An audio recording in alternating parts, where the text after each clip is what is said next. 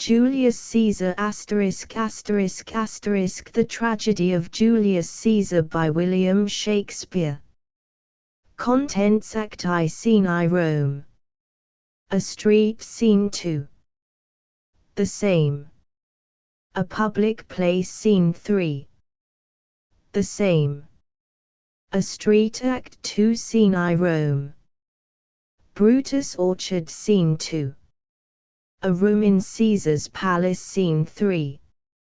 A street near the Capitol. Scene 4.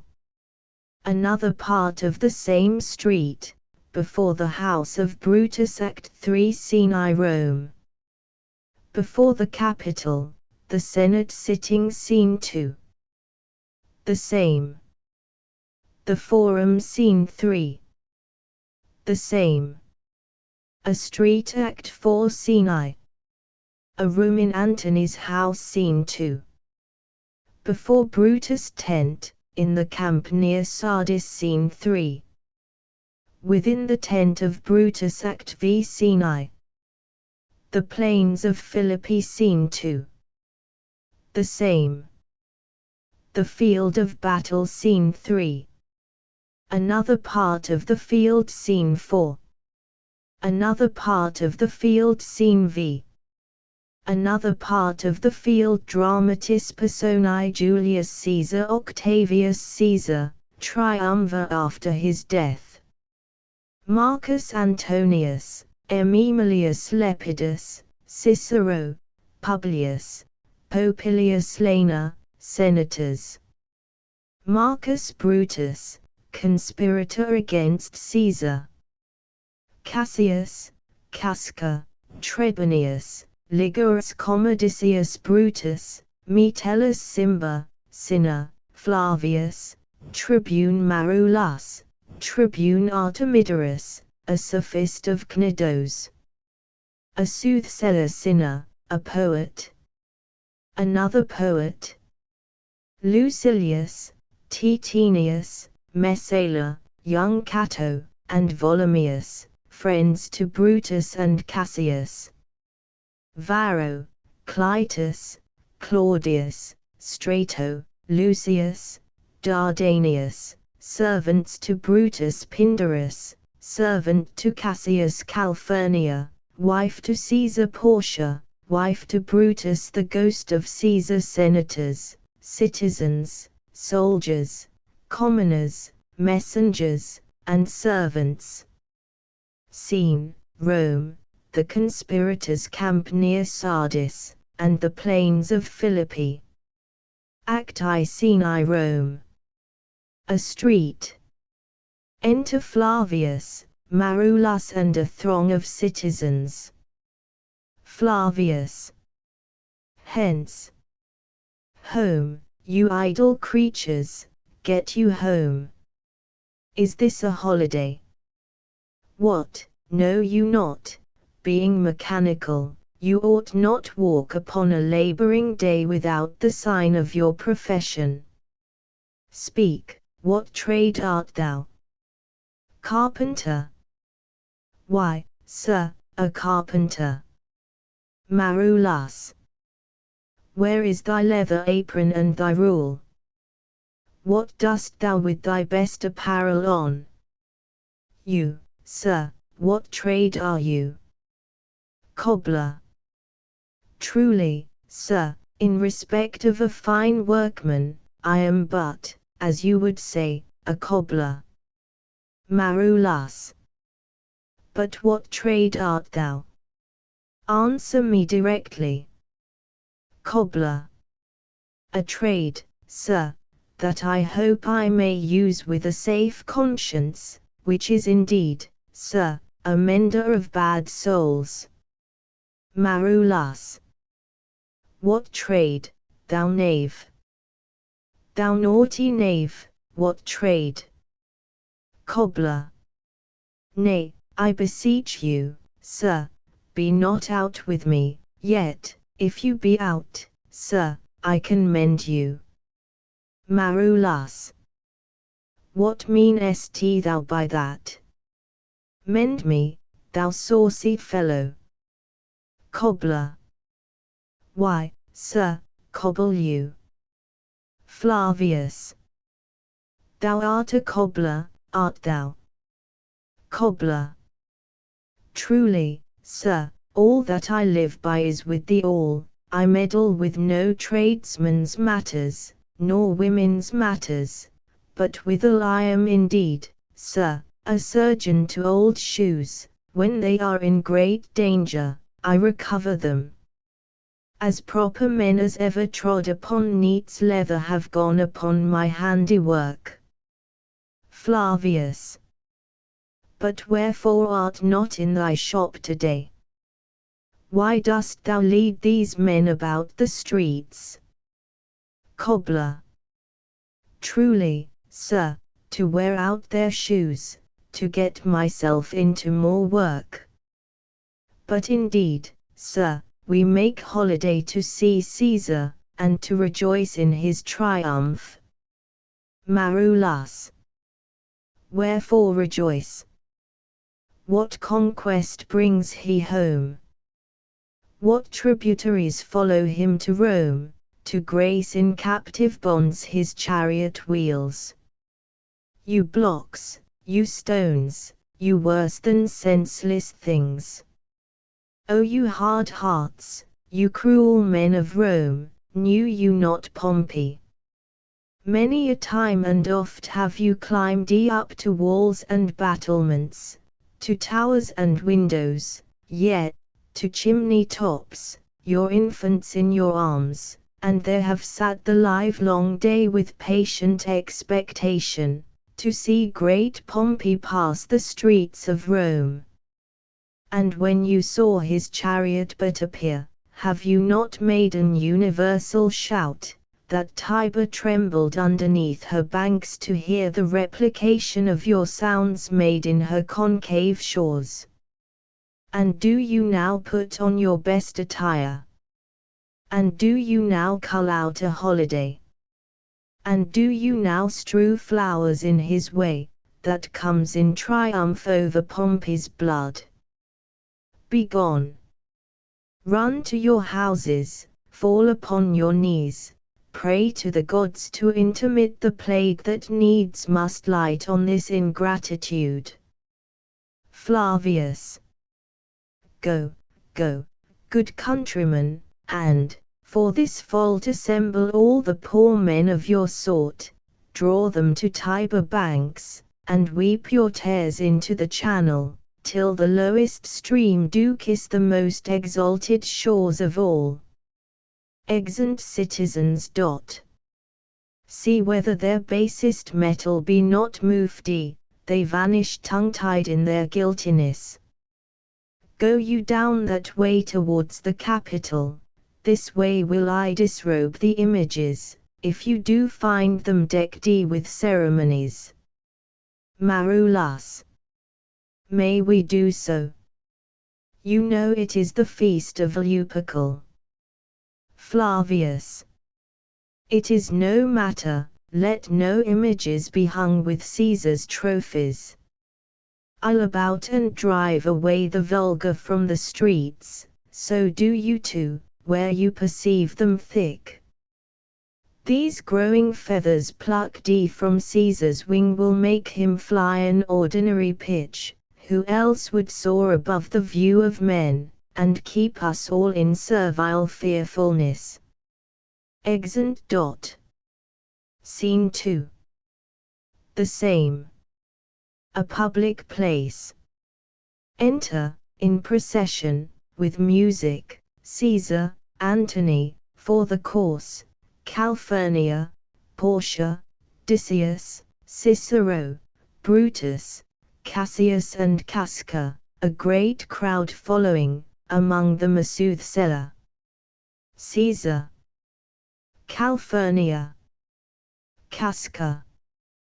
Peace, ho. Caesar speaks.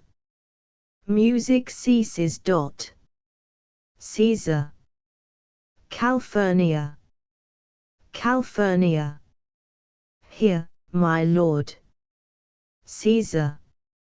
Stand you directly in Antonius' way, when he doth run his course.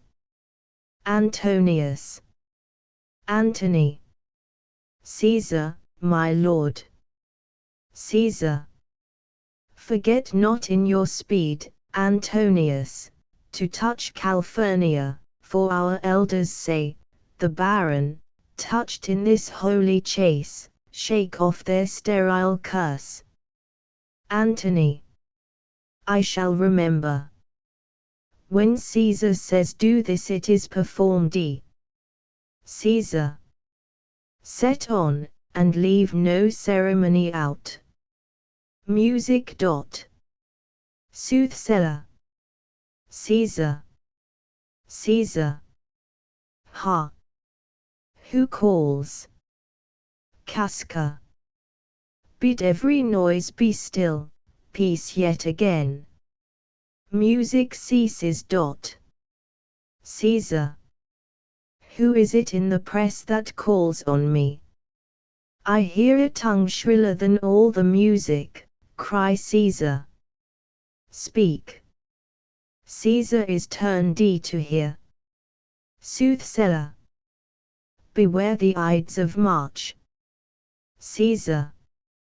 What man is that? Brutus. A soothsayer bids you beware the Ides of March. Caesar. Set him before me, let me see his face.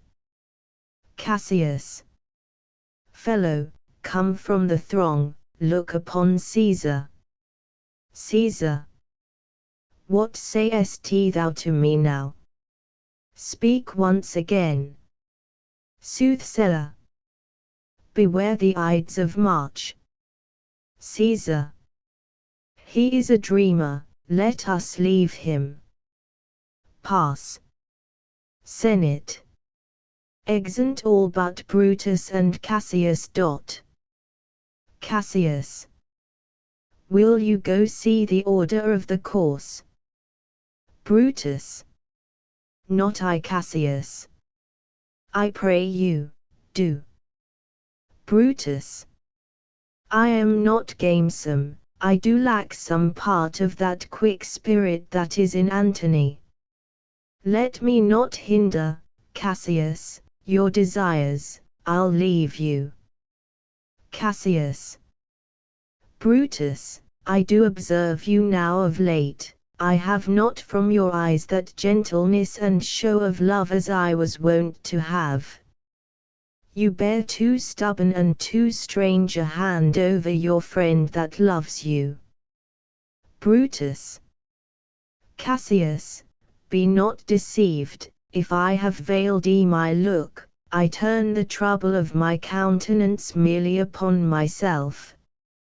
Vexed I am of late with passions of some difference, conceptions only proper to myself, which give some soil perhaps to my behaviours, but let not therefore my good friends be grieved, among which number, Cassius, be you one, nor construe any further my neglect, than that poor Brutus, with himself at war, forgets the shows of love to other men.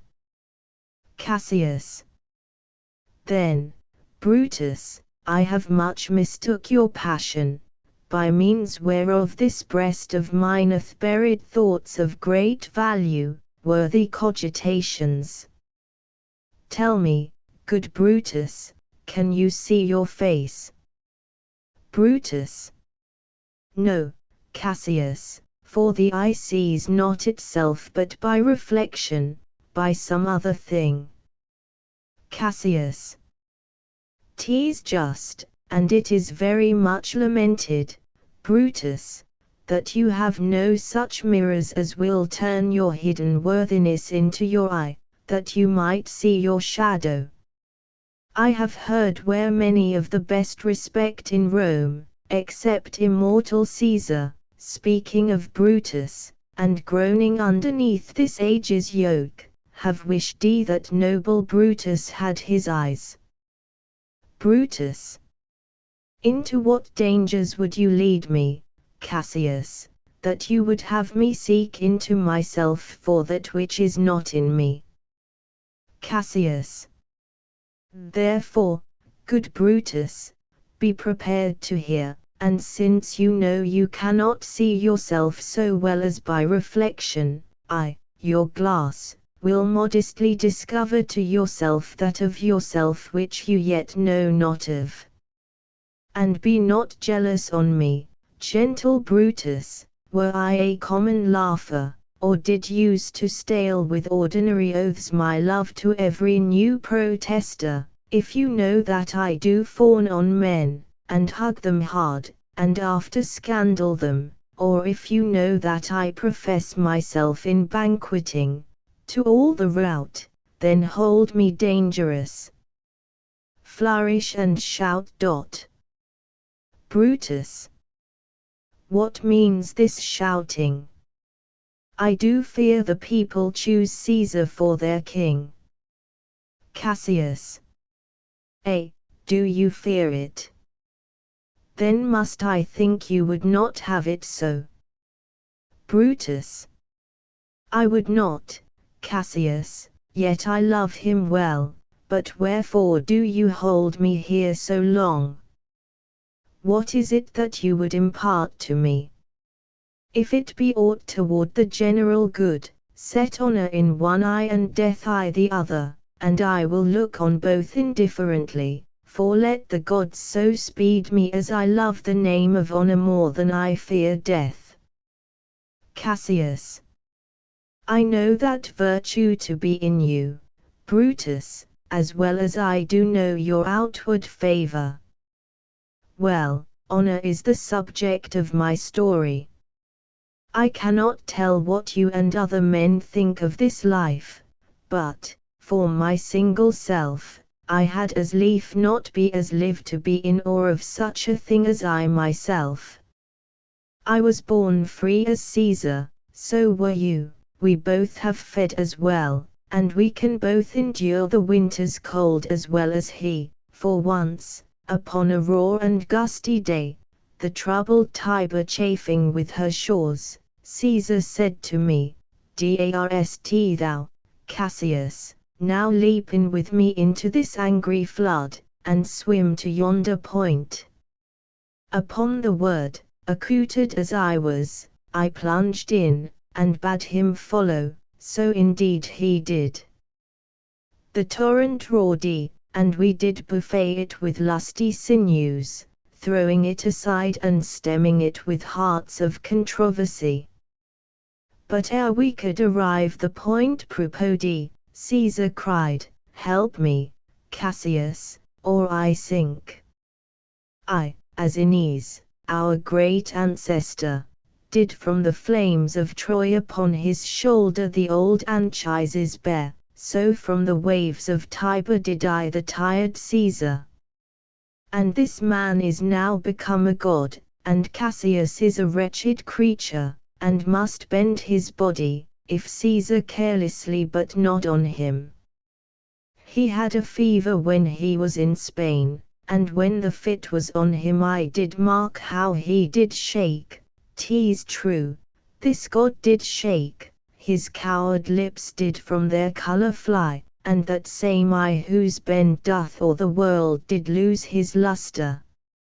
I did hear him groan, and that tongue of his, that bade the Romans mark him, and write his speeches in their books, alas, it cried, Give me some drink, tetanious as a sick girl. Ye gods, it doth amaze me, a man of such a feeble temper should so get the start of the majestic world, and bear the palm alone. Shout. Flourish. Brutus. Another general shout. I do believe that these applauses are for some new honors that are heaped on Caesar. Cassius. Why, man, he doth bestride the narrow world like a colossus, and we petty men walk under his huge legs, and peep about to find ourselves dishonorable graves. Men at some time are masters of their fates. The fault, dear Brutus, is not in our stars, but in ourselves, that we are underlings. Brutus and Caesar, what should be in that Caesar? Why should that name be sounded more than yours?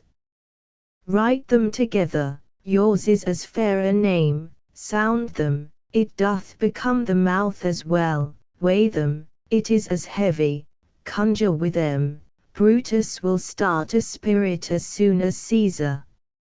Now in the names of all the gods at once, upon what meat doth this our Caesar feed, that he is grown so great? H. Thou art shamedy. Rome, thou hast lost the breed of noble bloods. When went there by an age since the great flood, but it was famedy with more than with one man. When could they say, till now, that talk de of Rome, that her wide walls encompass de but one man? Now is it Rome indeed, and room enough, when there is in it but one only man? Oh, you and I have heard our fathers say, there was a Brutus once that would have brooked dth eternal devil to keep his state in Rome, as easily as a king. Brutus, that you do love me, I am nothing jealous, what you would work me to, I have some aim, how I have thought of this, and of these times, I shall recount hereafter. For this present, I would not, so with love I might entreat you, be any further moved. What you have said, I will consider, what you have to say I will with patience hear, and find a time both meet to hear and answer such high things. Till then, my noble friend, chew upon this. Brutus had rather be a villager than to repute himself a son of Rome under these hard conditions as this time is like to lay upon us. Cassius, I am glad that my weak words have struck but thus much show of fire from Brutus. Enter Caesar and his train. Brutus, the games are done, and Caesar is returning. Cassius, as they pass by, pluck Casca by the sleeve, and he will, after his sour fashion, tell you what hath proceeded worthy note today. Brutus, I will do so. But, look you, Cassius, the angry spot doth glow on Caesar's brow, and all the rest look like a chidden train. Calphurnia's cheek is pale, and Cicero looks with such ferret and such fiery eyes as we have seen him in the Capitol, being crossed in conference by some senators. Cassius, Casca will tell us what the matter is. Caesar, Antonius, Antony, Caesar, Caesar. Let me have men about me that are fat, sleek-headed men, and such as sleep nights. Yond Cassius has a lean and hungry look, he thinks too much, such men are dangerous. Antony, fear him not, Caesar, he's not dangerous, he is a noble Roman and well given. Caesar, would he were fatter. But I fear him not, yet if my name were liable to fear, I do not know the man I should avoid so soon as that spare Cassius. He reads much, he is a great observer, and he looks quite through the deeds of men. He loves no plays, as thou dost, Antony, he hears no music. Seldom he smiles, and smiles in such a sort as if he mocked himself and scorned his spirit that could be moved to smile at anything. Such men as he be never at heart's ease whiles they behold a greater than themselves, and therefore are they very dangerous. I rather tell thee what is to be feared than what I fear, for always I am Caesar. Come on my right hand, for this ear is deaf, and tell me truly what thou thinkest of him. Exeunt Caesar and his train. Casca stays. Casca. You pulled me by the cloak, would you speak with me? Brutus. Casca, tell us what hath chanced thee today, that Caesar looks so sad. Casca. Why, you were with him, were you not? Brutus. I should not then ask Casca what had chanced thee. Casca. Why, there was a crown offered him, and being offered him, he put it by with the back of his hand, thus, and then the people fell a-shouting. Brutus. What was the second noise for? Casca. Why, for that too. Cassius. They shouted thrice, what was the last cry for? Casca. Why, for that too. Brutus. Was the crown offered him thrice? Casca. Marry, was he, and he put it by thrice, every time gentler than other, and at every putting by mine honest neighbours shouted. Cassius. Who offered him the crown? Casca.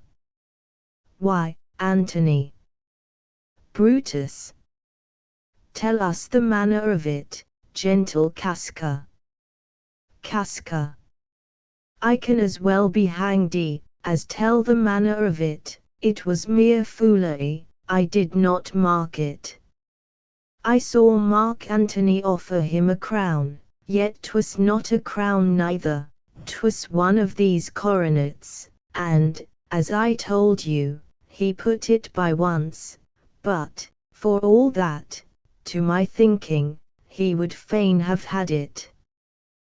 Then he offered it to him again, then he put it by again, but, to my thinking, he was very loath to lay his fingers off it. And then he offered it the third time, he put it the third time by, and still, as he refused it, the rabblement hooted, and clapped their chopped hands, and threw up their sweaty nightcaps, and uttered such a deal of stinking breath because Caesar refused the crown, that it had, almost, choked Caesar, for he swooned, and fell down at it. And for mine own part, I durst not laugh, for fear of opening my lips and receiving the bad air. Cassius. But, soft. I pray you. What, did Caesar swoon? Casca. He fell down in the market-place, and foamed at mouth, and was speechless. Brutus. 'Tis very like, he hath the falling sickness. Cassius. No, Caesar hath it not, but you, and I, and honest Casca, we have the falling sickness. Casca.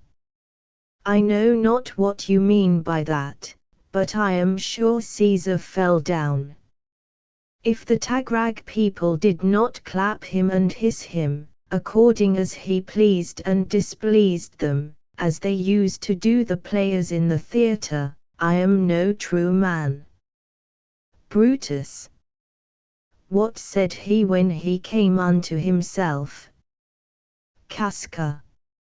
Marry, before he fell down, when he perceived the common herd was glad he refused the crown, he plucked me ope his doublet, and offered them his throat to cut.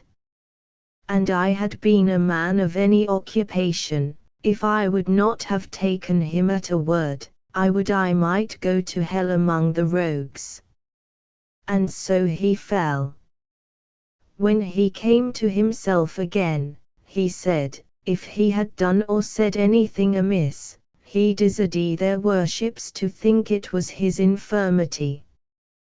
3 or 4 wenches where I stood cried, Alas, good soul, and forgave him with all their hearts.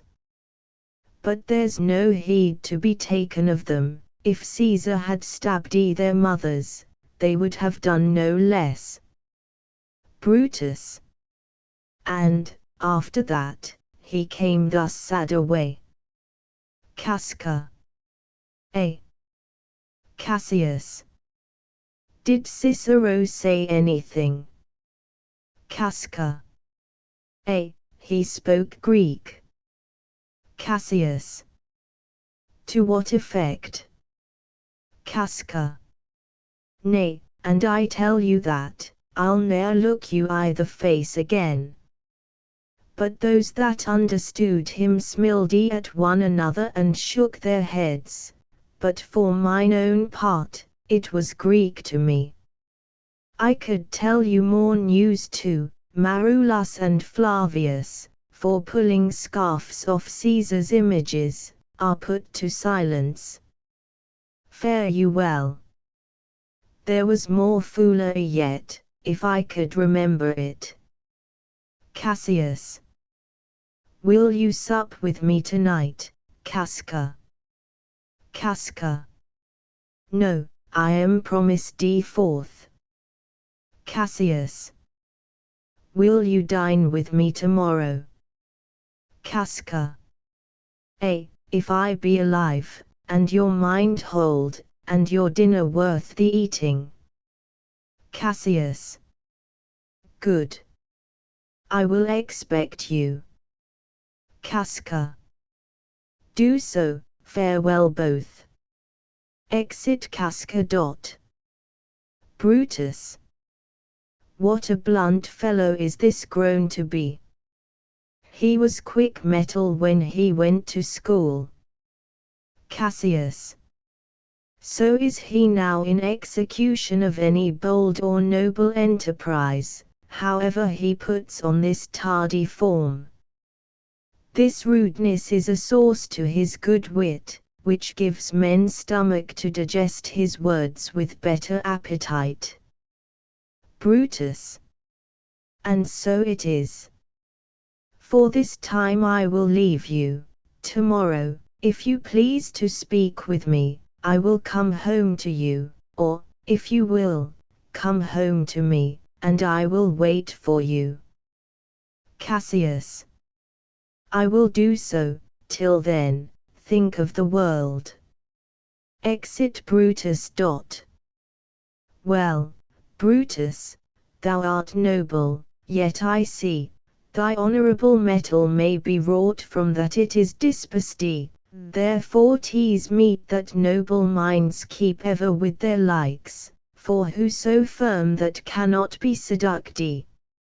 Caesar doth bear me hard, but he loves Brutus. If I were Brutus now, and he were Cassius, he should not humour me. I will this night, in several hands, in at his windows throw, as if they came from several citizens, writings, all tending to the great opinion that Rome holds of his name, wherein obscurely Caesar's ambition shall be glanced at. And after this, let Caesar seat him sure, for we will shake him, or worse days endure. Exit. Scene 3. The same. A street. Thunder and lightning. Enter, from opposite sides, Casca with his sword drawn, and Cicero. Cicero. Good even, Casca, brought you Caesar home. Why are you breathless, and why stare you so? Casca. Are not you moved, when all the sway of earth shakes like a thing unfirm? O Cicero, I have seen tempests, when the scolding winds have rived the knotty oaks, and I have seen ambitious oceans swell and rage and foam, to be exalted with the threatening clouds, but never till tonight, never till now, did I go through a tempest dropping fire. Either there is a civil strife in heaven, or else the world too saucy with the gods, incenses them to send destruction. Cicero. Why, saw you anything more wonderful? Casca. A common slave, you'd know him well by sight, held up his left hand, which did flame and burn like 20 torches joined, and yet his hand, not sensible of fire, remained unscorched. Besides, I ha not since put up my sword, against the Capitol I met a lion, who glared upon me, and went surly by, without annoying me. And there were drawn upon a heap 100 ghastly women, transformed with their fear, who swore they saw men, all in fire, walk up and down the streets. And yesterday the bird of night did sit, even at noonday upon the marketplace, hooting and shrieking.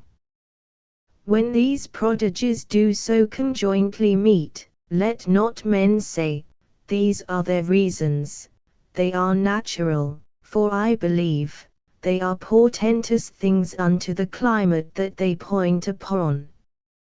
Cicero. Indeed, it is a strange disposed time. But men may construe things after their fashion, clean from the purpose of the things themselves. Come Caesar to the Capitol tomorrow. Casca. He doth, for he did bid Antonius send word to you he would be there tomorrow. Cicero. Good night then, Casca, this disturbed sky is not to walk in. Casca. Farewell, Cicero. Exit Cicero. Enter Cassius. Cassius. Who's there? Casca. A Roman. Cassius. Casca, by your voice. Casca. Your ear is good. Cassius, what night is this? Cassius. A very pleasing night to honest men. Casca. Who ever knew the heavens menace so? Cassius. Those that have known the earth so full of faults.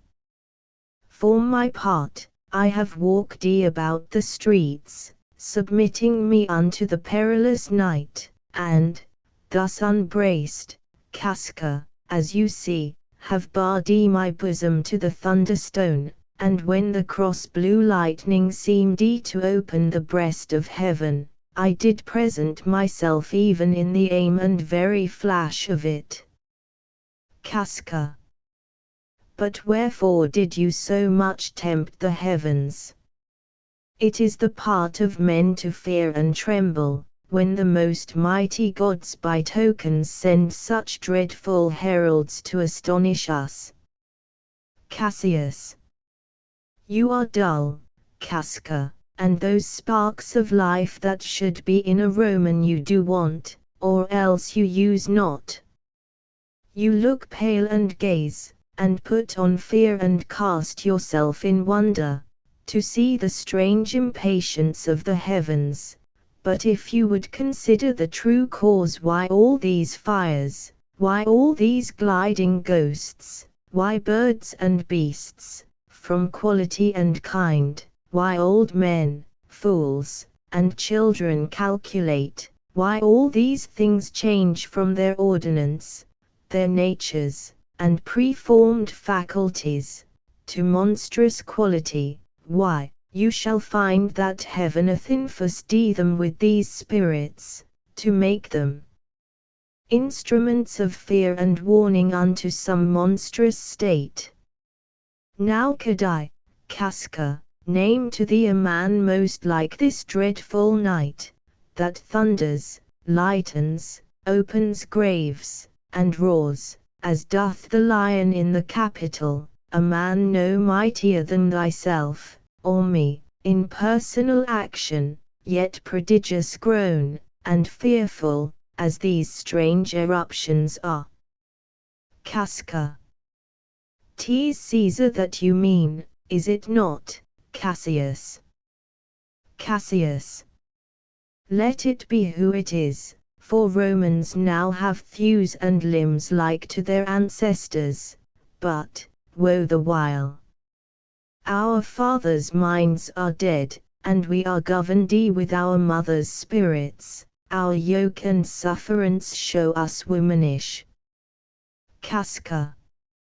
Indeed, they say the senators tomorrow mean to establish Caesar as a king, and he shall wear his crown by sea and land, in every place, save here in Italy. Cassius. I know where I will wear this dagger then. Cassius from bondage will deliver Cassius, therein, ye gods, you make the weak most strong, therein, ye gods, you tyrants do defeat.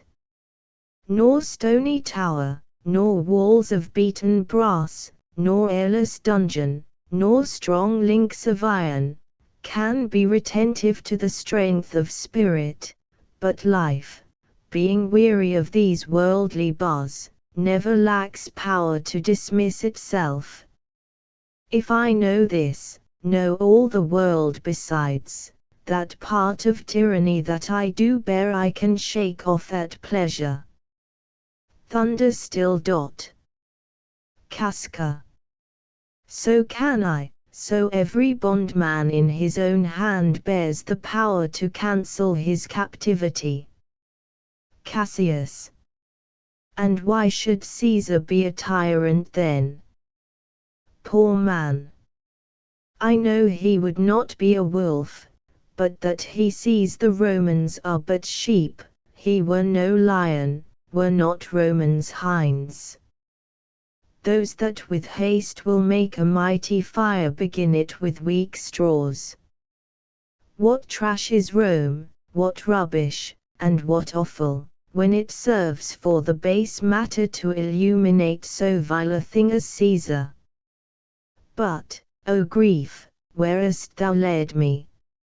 I, perhaps, speak this before a willing bondman, then I know my answer must be made, but I am armed, and dangers are to me indifferent.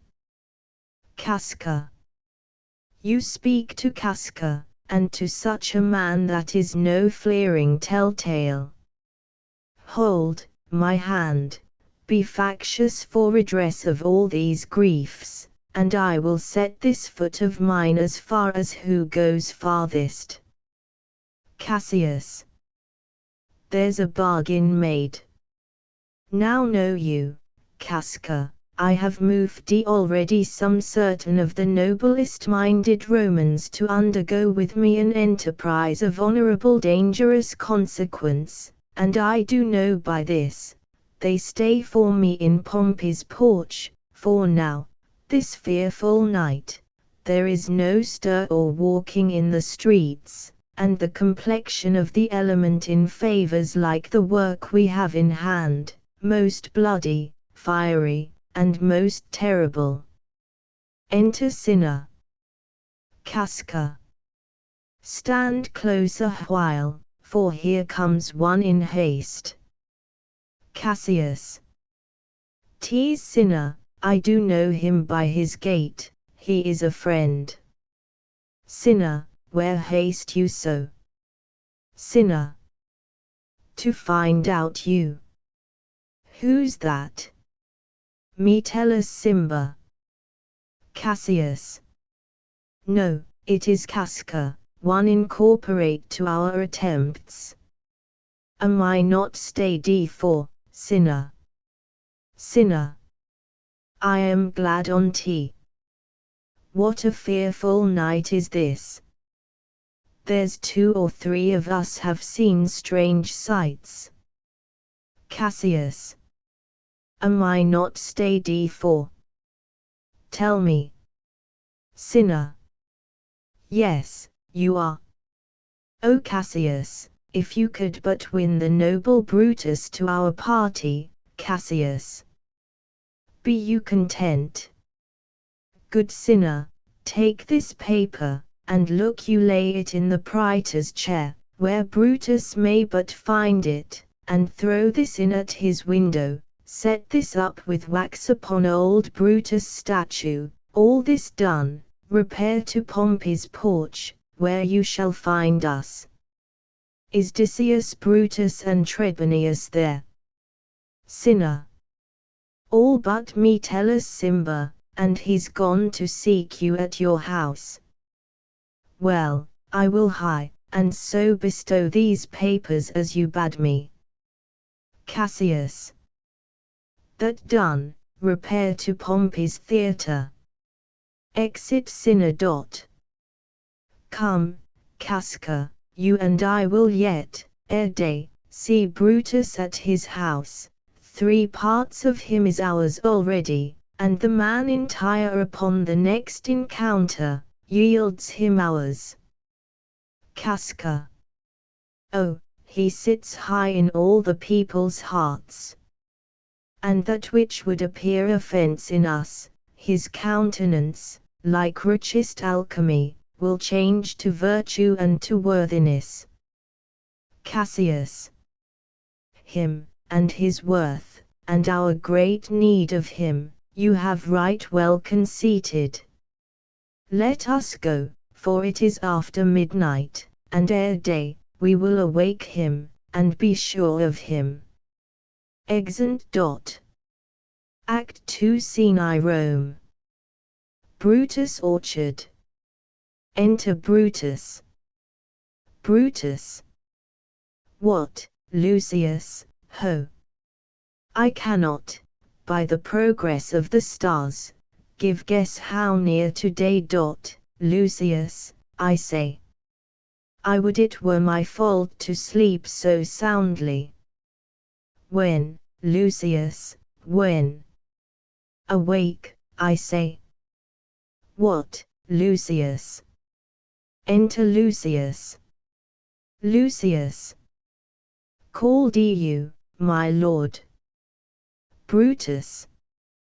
Get me a taper in my study, Lucius. When it is lighted, come and call me here. Lucius. I will, my lord. Exit. Brutus. It must be by his death, and for my part, I know no personal cause to spurn at him, but for the general. He would be crowned, how that might change his nature, there's the question. It is the bright day that brings forth the adder, and that craves weary walking. Crown him, that, and then, I grant, we put a sting in him, that at his will he may do danger with. Abuse of greatness is, when it disjoins remorse from power, and, to speak truth of Caesar, I have not known when his affections swayed more than his reason. But 'tis a common proof, that lowliness is young ambition's ladder, whereto the climber upward turns his face, but when he once attains the upmost round, he then unto the ladder turns his back, looks in the clouds, scorning the base degrees by which he did ascend. So Caesar may, then lest he may, prevent. And since the quarrel will bear no colour for the thing he is, fashion it thus, that what he is, augmented, would run to these and these extremities, and therefore think him as a serpent's egg which hatched would, as his kind grow mischievous, and kill him in the shell. Enter Lucius. Lucius. The taper burneth in your closet, sir. Searching the window for a flint, I found this paper, thus sealed up, and I am sure it did not lie there when I went to bed. Gives him the letter. Brutus. Get you to bed again, it is not day. Is not tomorrow, boy, the Ides of March. Lucius. I know not, sir. Brutus. Look in the calendar, and bring me word. Lucius. I will, sir. Exit. Brutus. The exhalations, whizzing in the air, give so much light that I may read by them. Opens the letter and reads. Brutus, thou sleepest, awake and see thyself. Shall Rome, and see speak, strike, redress. Brutus, thou sleepest, awake. Such instigations have been often dropped where I have took them up. Shall Rome, and see. Thus must I piece it out, shall Rome stand under one man's awe? What, Rome? My ancestors did from the streets of Rome the Tarquin drive, when he was called a king. Speak, strike, redress. Am I entreated to speak and strike? O Rome, I make thee promise, if the redress will follow, thou receivest thy full petition at the hand of Brutus. Enter Lucius. Lucius. Sir, March is wasted 15 days. Knock within. Brutus. 'Tis good. Go to the gate, somebody knocks. Exit Lucius. Since Cassius first did wet me against Caesar, I have not slept. Between the acting of a dreadful thing and the first motion, all the interim is like a phantasma, or a hideous dream. The genius and the mortal instruments are then in council, and the state of man, like to a little kingdom, suffers then the nature of an insurrection. Enter Lucius. Lucius. Sir, 'tis your brother Cassius at the door, who doth desire to see you. Brutus. Is he alone? Lucius. No, sir, there are more with him. Brutus. Do you know them? Lucius. No, sir, their hats are plucked about their ears, and half their faces buried in their cloaks, that by no means I may discover them by any mark of favor. Brutus. Let them enter. Exit Lucius. They are the faction.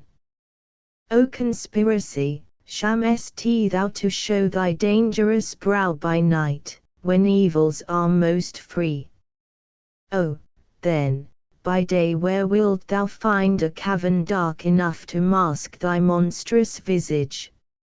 Seek none, conspiracy, hide it in smiles and affability, for if thou path, thy native semblance on, not Erebus itself were dim enough to hide thee from prevention.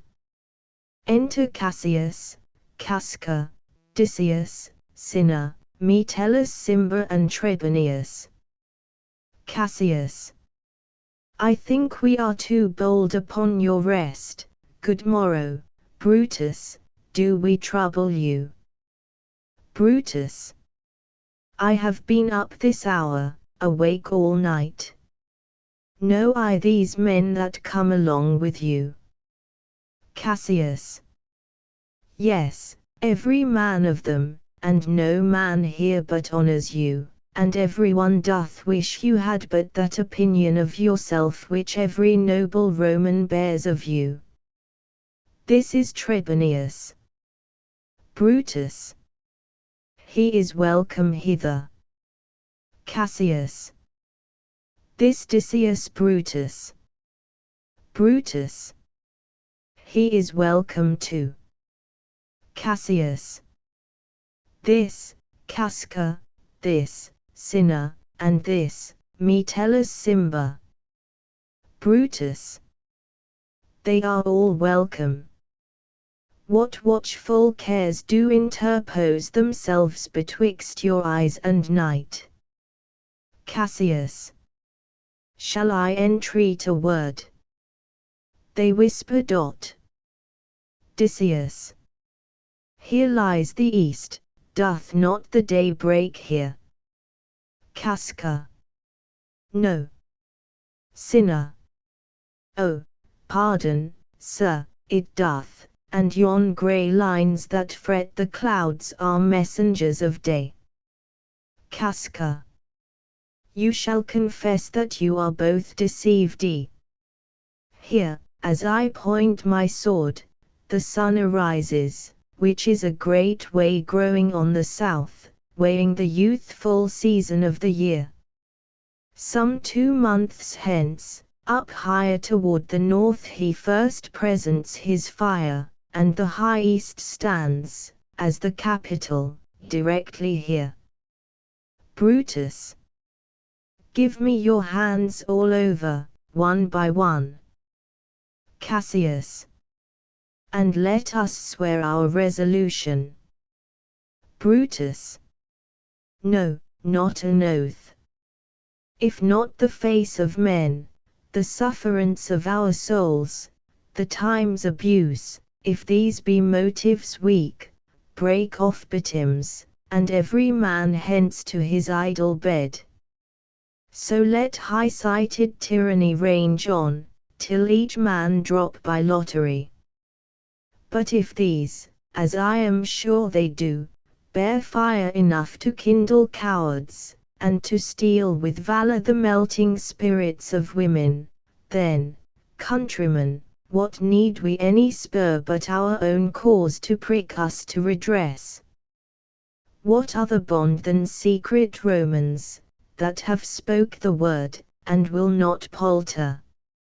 And what other oath than honesty to honesty in Gagdi, that this shall be, or we will fall for it? Swear priests and cowards, and men caught loose, old feeble carrions, and such suffering souls that welcome wrongs, unto bad causes swear such creatures as men doubt, but do not stain the even virtue of our enterprise, nor in suppressive metal of our spirits, to think that or our cause or our performance did need an oath, when every drop of blood that every Roman bears, and nobly bears, is guilty of a several bastardy, if he do break the smallest particle of any promise that hath passed from him. Cassius. But what of Cicero? Shall we sound him? I think he will stand very strong with us. Casca. Let us not leave him out. Cinna. No, by no means. Metellus. Oh, let us have him, for his silver hairs will purchase us a good opinion, and by men's voices to commend our deeds. It shall be said, his judgment rolled our hands, our youths and wildness shall no whit appear, but all be buried in his gravity.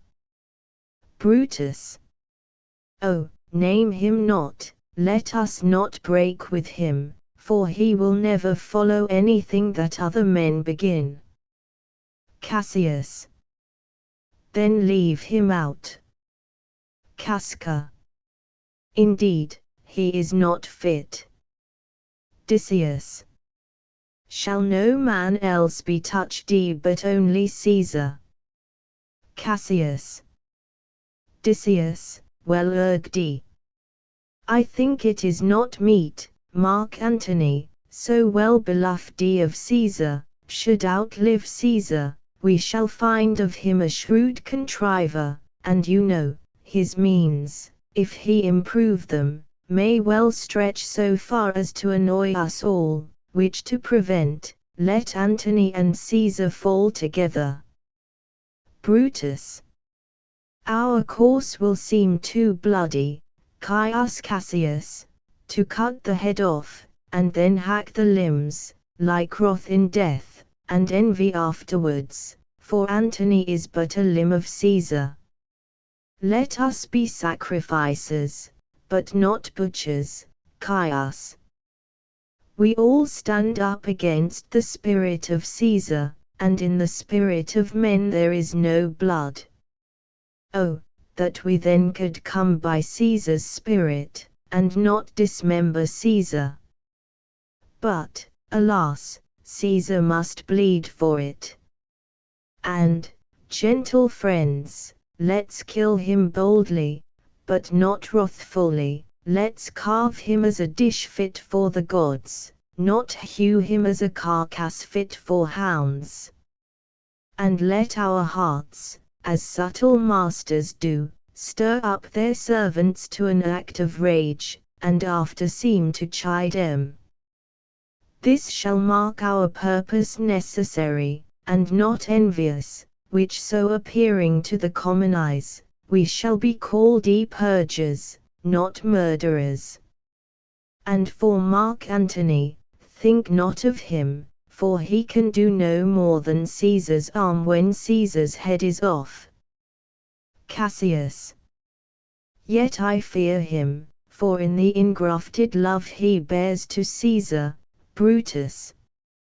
Alas, good Cassius, do not think of him. If he love Caesar, all that he can do is to himself, take thought and die for Caesar. And that were much he should, for he is given to sports, to wildness, and much company. Trebonius.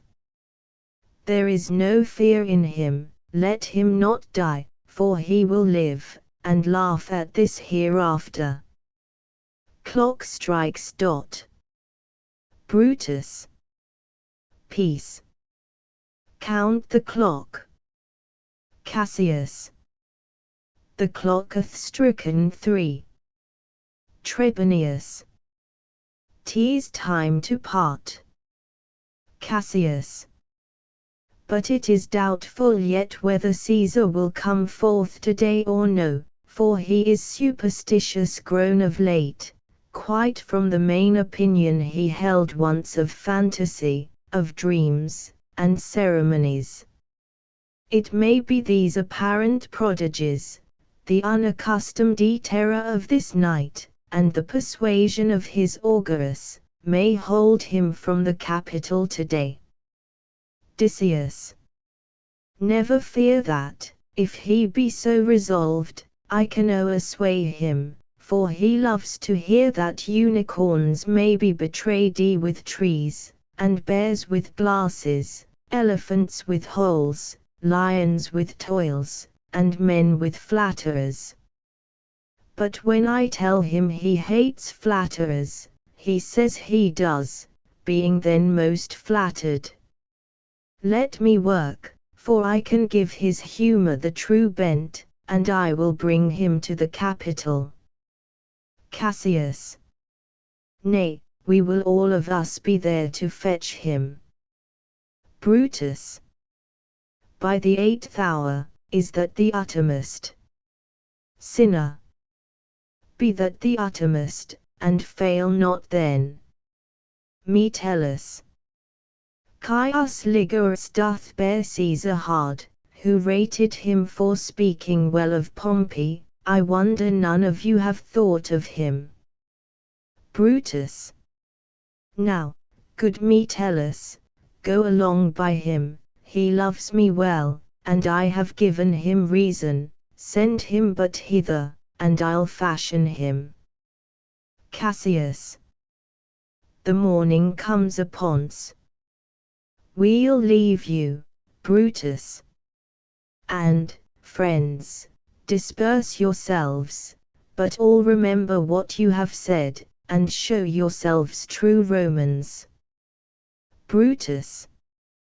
Good gentlemen, look fresh and merrily, let not our looks put on our purposes, but bear it as our Roman actors do, with untired spirits and formal constancy. And so, good morrow to you everyone. Exeunt all but Brutus. Boy. Lucius. Fast asleep. It is no matter, enjoy the honey-heavy dew of slumber, thou'st no figures nor no fantasies, which busy care draws in the brains of men, therefore thou sleepest so sound. Enter Portia. Portia. Brutus, my lord. Brutus. Portia, what mean you? Wherefore rise you now? It is not for your health thus to commit your weak condition to the raw cold morning. Portia. Nor for yours neither. Why heaven gently, Brutus, stole from my bed, and yesternight at supper, you suddenly arose, and walked about, musing and sighing, with your arms across, and when I asked you what the matter was, you starred upon me with ungentle looks. I urged you further, then you scratched your head, and too impatiently stamped with your foot, yet I insisted, yet you answered not, but with an angry wafture of your hand gave sign for me to leave you. So I did, fearing to strengthen that impatience which seemed too much enkindled, and withal hoping it was but an effect of humour, which sometimeth his hour with every man. It will not let you eat, nor talk, nor sleep, and could it work so much upon your shape as it hath much prevailed on your condition, I should not know you, Brutus. Dear my lord, make me acquainted with your cause of grief. Brutus. I am not well in health, and that is all. Portia. Brutus is wise, and, were he not in health, he would embrace the means to come by it. Brutus. Why, so I do. Good Portia, go to bed. Portia. Is Brutus sick, and is it physical to walk unbraced and suck up the humours of the dank morning? What, is Brutus sick, and will he steal out of his wholesome bed to dare the vile contagion of the night, and tempt the rheumy and unpurged air to add unto his sickness? No, my Brutus, you have some sick offence within your mind, which, by the right and virtue of my place, I ought to know of, and, upon my knees, I charm you, by my once commended beauty, by all your vows of love, and that great vow which did incorporate and make us one, that you unfold to me, yourself, your half, why you are heavy, and what men tonight have had resort to you, for here have been some 6 or 7, who did hide their faces even from darkness. Brutus. Kneel not, gentle Portia.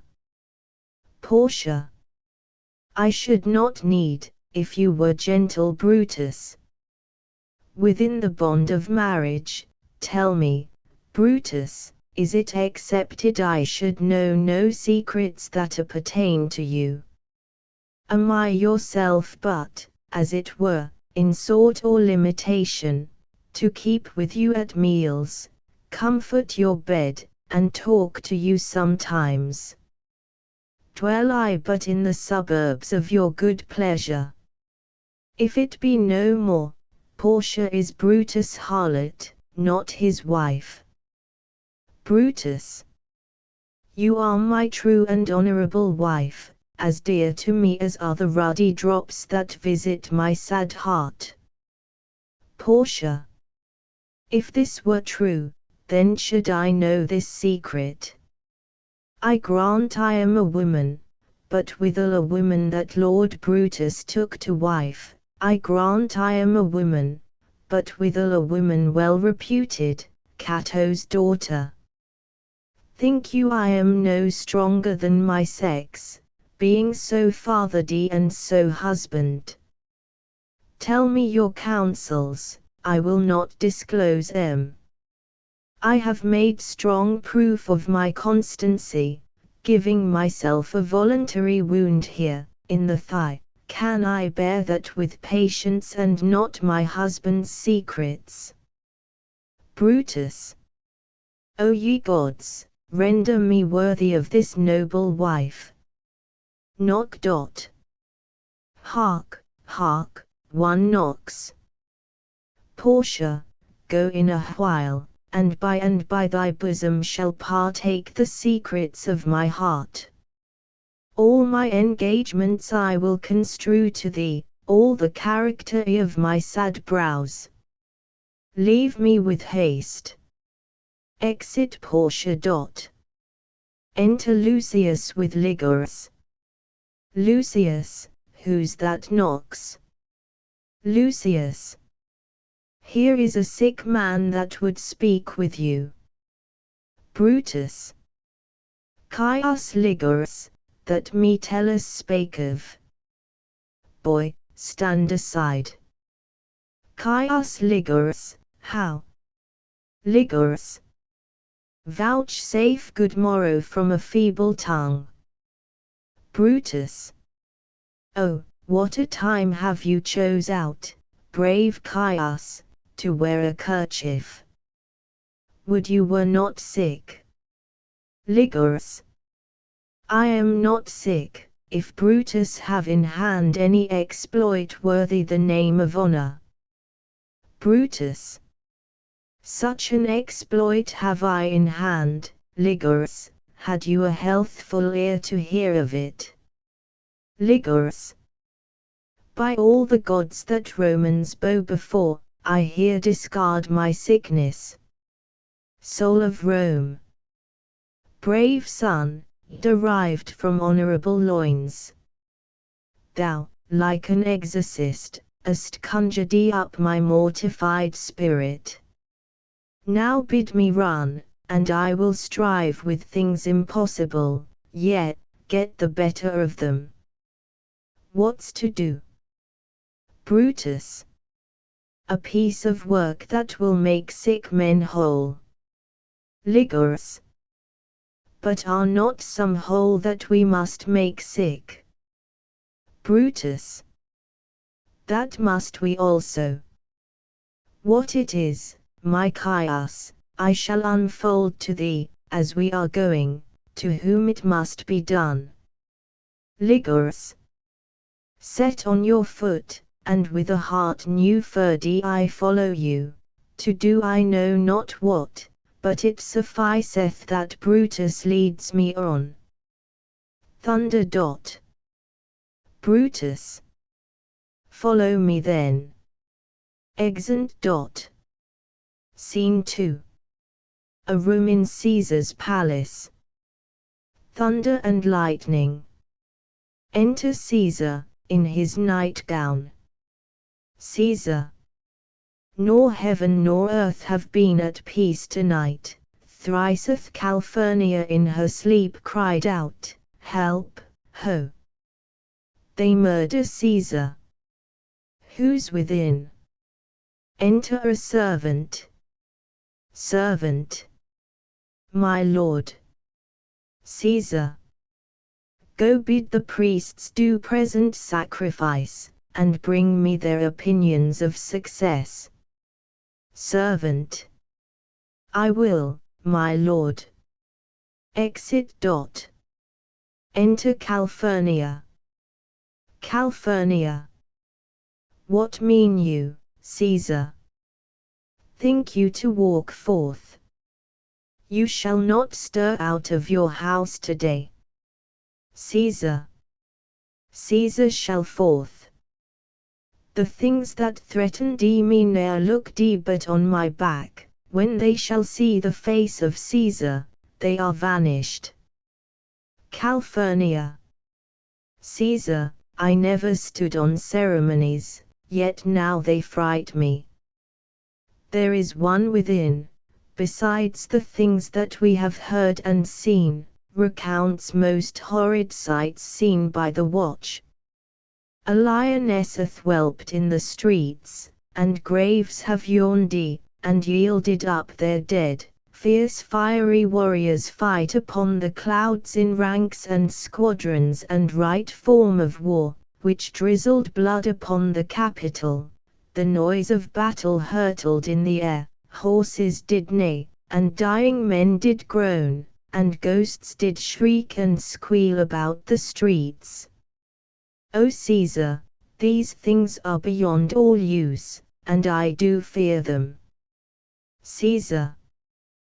What can be avoided whose end is purposed by the mighty gods? Yet Caesar shall go forth, for these predictions are to the world in general as to Caesar. Calphurnia. When beggars die, there are no comets seen, the heavens themselves blaze forth the death of princes. Caesar. Cowards die many times before their deaths, the valiant never taste of death but once. Of all the wonders that I yet have heard, it seems to me most strange that men should fear, seeing that death, a necessary end, will come when it will come. Enter servant. What say the augurs? Servant. They would not have you to stir forth today. Plucking the entrails of an offering forth, they could not find a heart within the beast. Caesar. The gods do this in shame of cowardice. Caesar should be a beast without a heart if he should stay at home today for fear. No, Caesar shall not. Danger knows full well that Caesar is more dangerous than he. We are two lions littered in one day, and I the elder and more terrible, and Caesar shall go forth. Calphurnia. Alas, my lord, your wisdom is consumed in confidence. Do not go forth today, call it my fear that keeps you in the house, and not your own. We'll send Mark Antony to the Senate house, and he shall say you are not well today. Let me upon my knee prevail in this. Caesar. Mark Antony shall say I am not well, and for thy humour, I will stay at home. Enter Decius. Here's Decius Brutus, he shall tell them so. Decius. Caesar, all hail. Good morrow, worthy Caesar.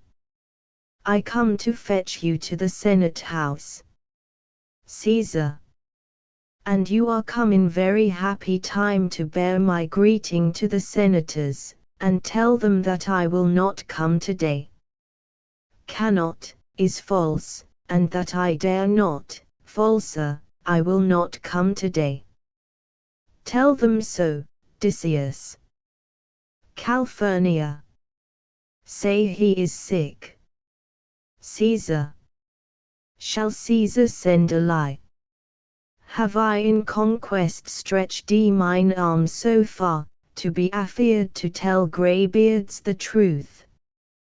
Decius, go tell them Caesar will not come. Decius. Most mighty Caesar, let me know some cause, lest I be laughed at when I tell them so. Caesar. The cause is in my will, I will not come. That is enough to satisfy the Senate.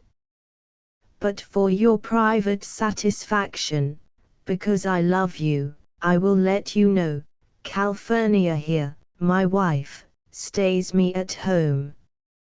She dreamt tonight she saw my statue, which like a fountain with 100 spouts did run pure blood, and many lusty Romans came smiling, and did bathe their hands in it. And these does she apply for warnings and portents and evils imminent, and on her kneeth begged that I will stay at home today. Odysseus. This dream is all misinterpreted, it was a vision fair and fortunate. Your statue spouting blood in many pipes, in which so many smiling Romans bathed, signifies that from you great Rome shall suck reviving blood, and that great men shall press for tinctures, stains, relics, and cognizance. This by Calphurnia's dream is signified. Caesar. And this way have you well expounded it. Odysseus. I have, when you have heard what I can say, and know it now. The Senate have concluded to give this day a crown to mighty Caesar. If you shall send them word you will not come, their minds may change. Besides, it were a mock apt to be rendered for someone to say, break up the Senate till another time, when Caesar's wife shall meet with better dreams. If Caesar hide himself, shall they not whisper low, Caesar is afraid? Pardon me, Caesar, for my dear love to your proceeding bids me tell you this, and reason to my love is liable. Caesar. How foolish do your fears seem now, Calphurnia. I am ashamed I did yield to them. Give me my robe, for I will go. Enter Brutus, Ligurus, Metellus, Casca, Trebonius, Cinna and Publius. And look where Publius is come to fetch me. Publius. Good morrow, Caesar. Caesar. Welcome, Publius. What, Brutus, are you sturdy so early too? Good morrow, Casca. Caius Ligurus, Caesar was ne'er so much your enemy as that same which hath made you lean. What is 'o'clock? Brutus. Caesar, 'tis struck an 8. Caesar. I thank you for your pains and courtesy. Enter Antony. See. Antony, that revels long a nights, is notwithstanding up. Good morrow, Antony. Antony. So to most noble Caesar. Caesar. Bid them prepare within. I am to blame to be thus waited for. Now, Cinna, now, Metellus, what, Trebonius? I have an hour's talk in store for you. Remember that you call on me today, be near me, that I may remember you. Trebonius. Caesar, I will. Aside. And so near will I be, that your best friends shall wish I had been further. Caesar.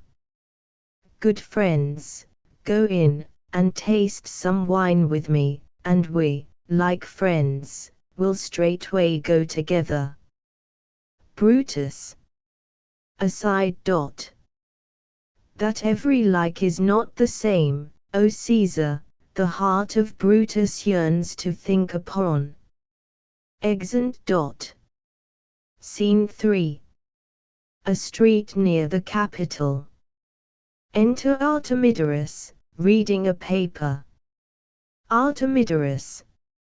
Caesar, beware of Brutus, take heed of Cassius, come not near Casca, have an eye to Cinna, trust not Trebonius, mark well Metellus Cimber, Odysseus Brutus loves thee not, thou a strong Caius Ligurus.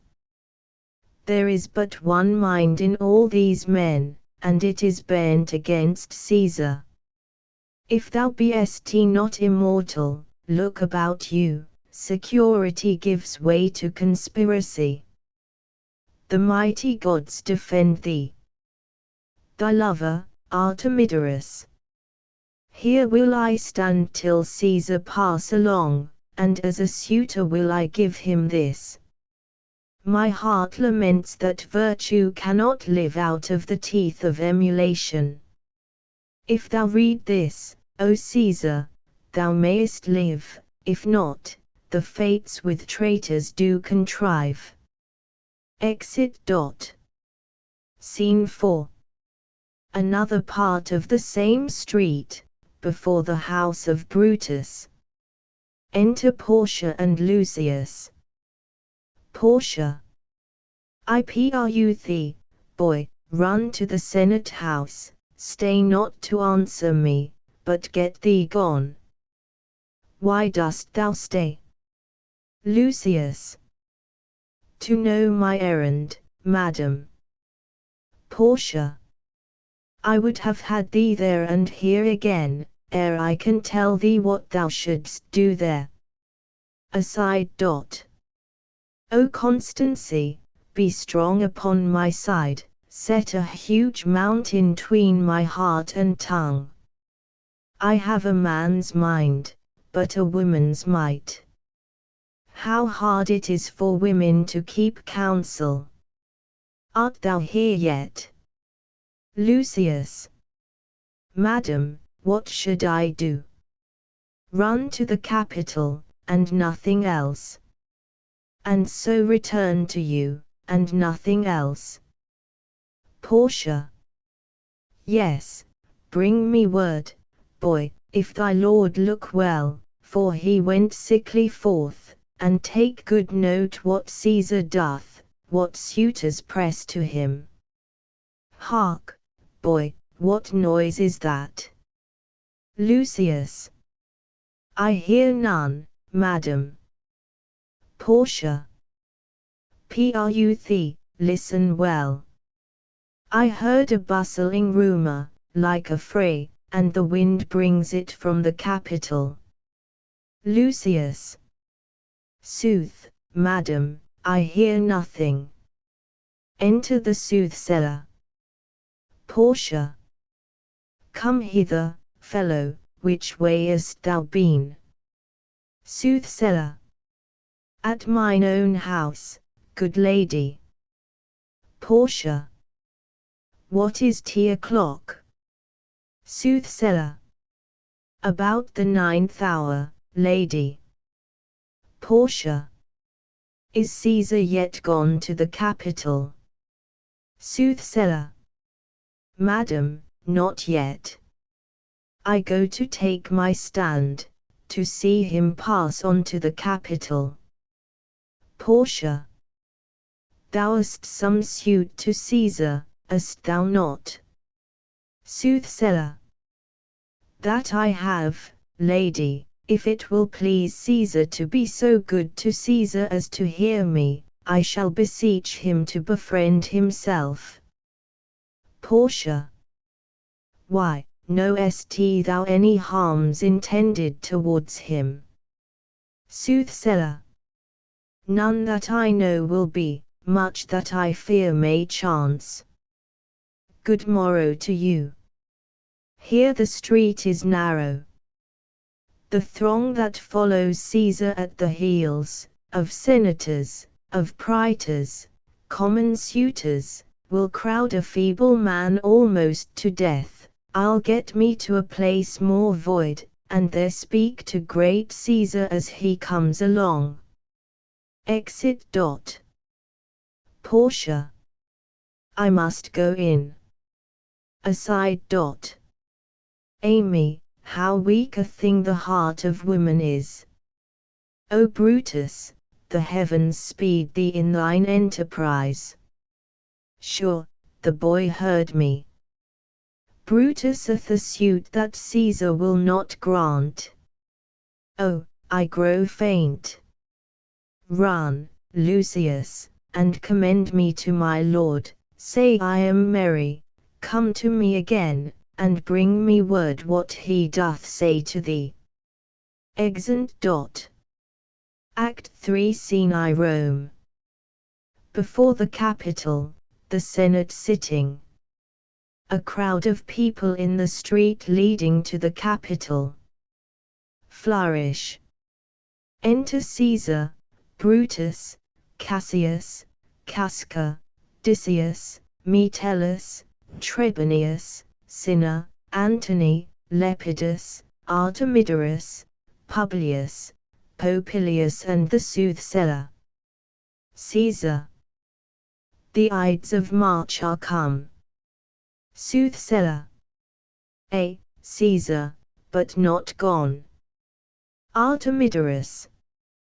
Hail, Caesar. Read this schedule. Decius. Trebonius doth desire you to read, at your best leisure, this his humble suit. Artemidorus. O Caesar, read mine first, for mine's a suit that touches Caesar nearer. Read it, great Caesar. Caesar. What touches us ourself shall be last served. Artemidorus. Delay not, Caesar. Read it instantly. Caesar. What, is the fellow mad? Publius. Sirrah, give place. Cassius. What, urge you your petitions in the street? Come to the Capitol. Caesar enters the Capitol, the rest following. All the senators rise. Popilius. I wish your enterprise today may thrive. Cassius. What enterprise, Popilius? Popilius. Fare you well. Advances to Caesar. Brutus. What said Popilius Lana? Cassius. He wished today our enterprise might thrive. I fear our purpose is discovered. Brutus. Look how he makes to Caesar, mark him. Cassius. Casca, be sudden, for we fear prevention. Brutus, what shall be done? If this be known, Cassius or Caesar never shall turn back, for I will slay myself. Brutus. Cassius, be constant. Popilius Lana speaks not of our purposes, for look, he smiles, and Caesar doth not change. Cassius. Trebonius knows his time, for look you, Brutus, he draws Mark Antony out of the way. Exeunt Antony and Trebonius. Caesar and the senators take their seats. Decius. Where is Metellus Cimber? Let him go, and presently prefer his suit to Caesar. Brutus. He is addressed. Press near and second him. Cinna. Casca, you are the first that rears your hand. Caesar. Are we all ready? What is now amiss that Caesar and his senate must redress? Metellus. Most high, most mighty, and most puissant Caesar, Metellus Cimber throws before thy seat an humble heart. Kneeling. Caesar. I must prevent thee, Cimber. These couchings and these lowly courtesies might fire the blood of ordinary men, and turn pre-ordinance and first decree into the law of children. Be not fond, to think that Caesar bears such rebel blood that will be thawed from the true quality with that which melteth fools. I mean sweet words, low crooked curtsies, and base spaniel fawning. Thy brother by decree is banished, if thou dost bend, and pray, and fawn for him, I spurn thee like a cur out of my way. No, Caesar dost not wrong, nor without cause will he be satisfied. Metellus. Is there no voice more worthy than my own, to sound more sweetly in great Caesar's ear for the repealing of my banished brother? Brutus. I kiss thy hand, but not in flattery, Caesar, desiring thee that Publius Cimber may have an immediate freedom of repeal. Caesar. What, Brutus? Cassius. Pardon, Caesar, Caesar, pardon, as low as to thy foot doth Cassius fall, to beg enfranchisement for Publius Cimber. Caesar. I could be well moved, if I were as you, if I could pray to move, prayers would move me, but I am constant as the northern star, of whose true fixed and resting quality there is no fellow in the firmament. The skies are painted with unnumbered sparks, they are all fire, and every one doth shine, but there's but one in all doth hold his place.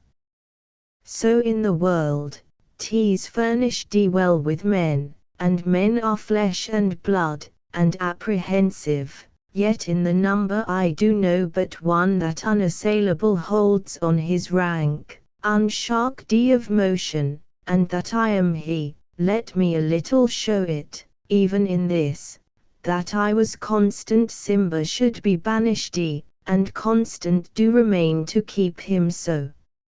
Sinner. O Caesar, Caesar. Hence. Wilt thou lift up Olympus? Odysseus. Great Caesar, Caesar. Doth not Brutus bootless kneel? Casca. Speak, Hans, for me. Casca stabs Caesar in the neck. Caesar catches hold of his arm. He is then stabbed by several other conspirators, and at last by Marcus Brutus. Caesar. Id to, brute, then fall, Caesar. Dies. The senators and people retire in confusion. Sinner. Liberty. Freedom. Tyranny is dead. Run hence, proclaim, cry it about the streets. Cassius. Some to the common pulpits and cry out, liberty, freedom, and enfranchisement. Brutus.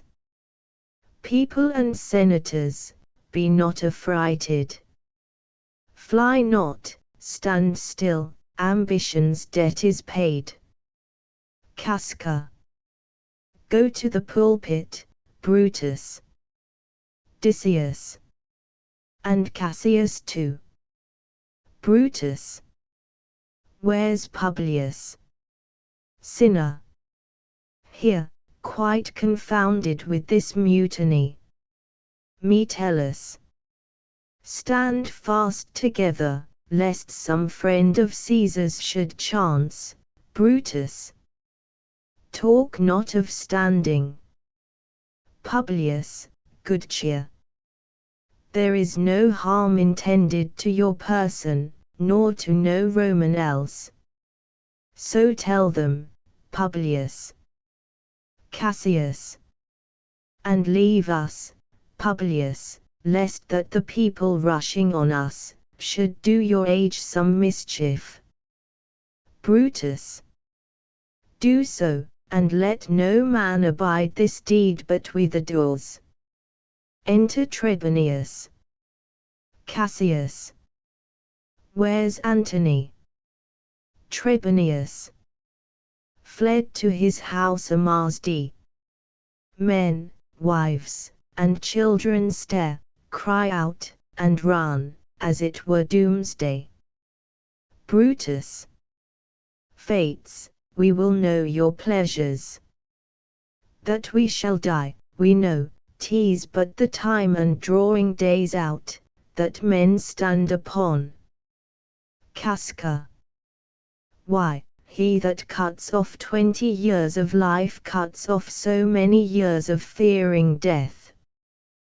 Brutus.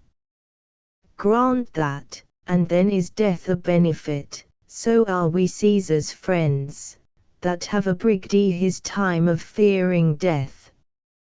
Stoop, Romans, stoop, and let us bathe our hands in Caesar's blood up to the elbows, and besmear our swords, then walk we forth, even to the market-place, and waving our red weapons o'er our heads, let's all cry, peace, freedom, and liberty. Cassius. Stoop then, and wash. How many ages hence shall this our lofty scene be acted over in states unborn, and accents yet unknown? Brutus. How many times shall Caesar bleed in sport, that now on Pompey's basis lies along, no worthier than the dust? Cassius. So oft as that shall be, so often shall the not of us be called the men that gave their country liberty. Decius. What, shall we forth? Cassius. Every man away. Brutus shall lead, and we will grace his heels with the most boldest and best hearts of Rome. Enter a servant. Brutus. Soft, who comes here? A friend of Antony's. Servant. Thus, Brutus, did my master bid me kneel, thus did Mark Antony bid me fall down, and, being prostrate, thus he bade me say, Brutus is noble, wise, valiant, and honest, Caesar was mighty, bold, royal, and loving. Say I love Brutus and I honor him, say I fear Caesar, honor him, and love him. If Brutus will vouchsafe that Antony may safely come to him, and be resolved how Caesar deserved to lie in death, Mark Antony shall not love Caesar dead so well as Brutus living, but will follow the fortunes and affairs of noble Brutus thorough the hazards of this untrod state, with all true faith. So says my master Antony. Brutus. Thy master is a wise and valiant Roman, I never thought him worse. Tell him, so please him come unto this place, he shall be satisfied and, by my honor, depart untouched. Servant. I'll fetch him presently. Exit. Brutus. I know that we shall have him well to friend. Cassius. I wish we may, but yet have I a mind that fears him much, and my misgiving still falls shrewdly to the purpose. Enter Antony. Brutus. But here comes Antony. Welcome, Mark Antony. Antony. O mighty Caesar! Dost thou lie so low? Are all thy conquests, glories, triumphs, spoils, shrunk to this little measure? Fare thee well. I know not, gentlemen, what you intend, who else must be let blood, who else is rank, if I myself, there is no hour so fit as Caesar's death's hour, nor no instrument of half that worth as those your swords, made rich with the most noble blood of all this world. I do beseech ye, if you bear me hard, now, whilst your purpled hands do reek and smoke, fulfill your pleasure. Live 1,000 years, I shall not find myself so apt to die. No place will please me so, no means of death, as here by Caesar, and by you cut off, the choice and master spirits of this age. Brutus.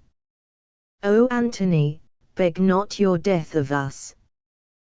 Though now we must appear bloody and cruel, as by our hands and this our present act you see we do, yet see you but our hands and this the bleeding business they have done.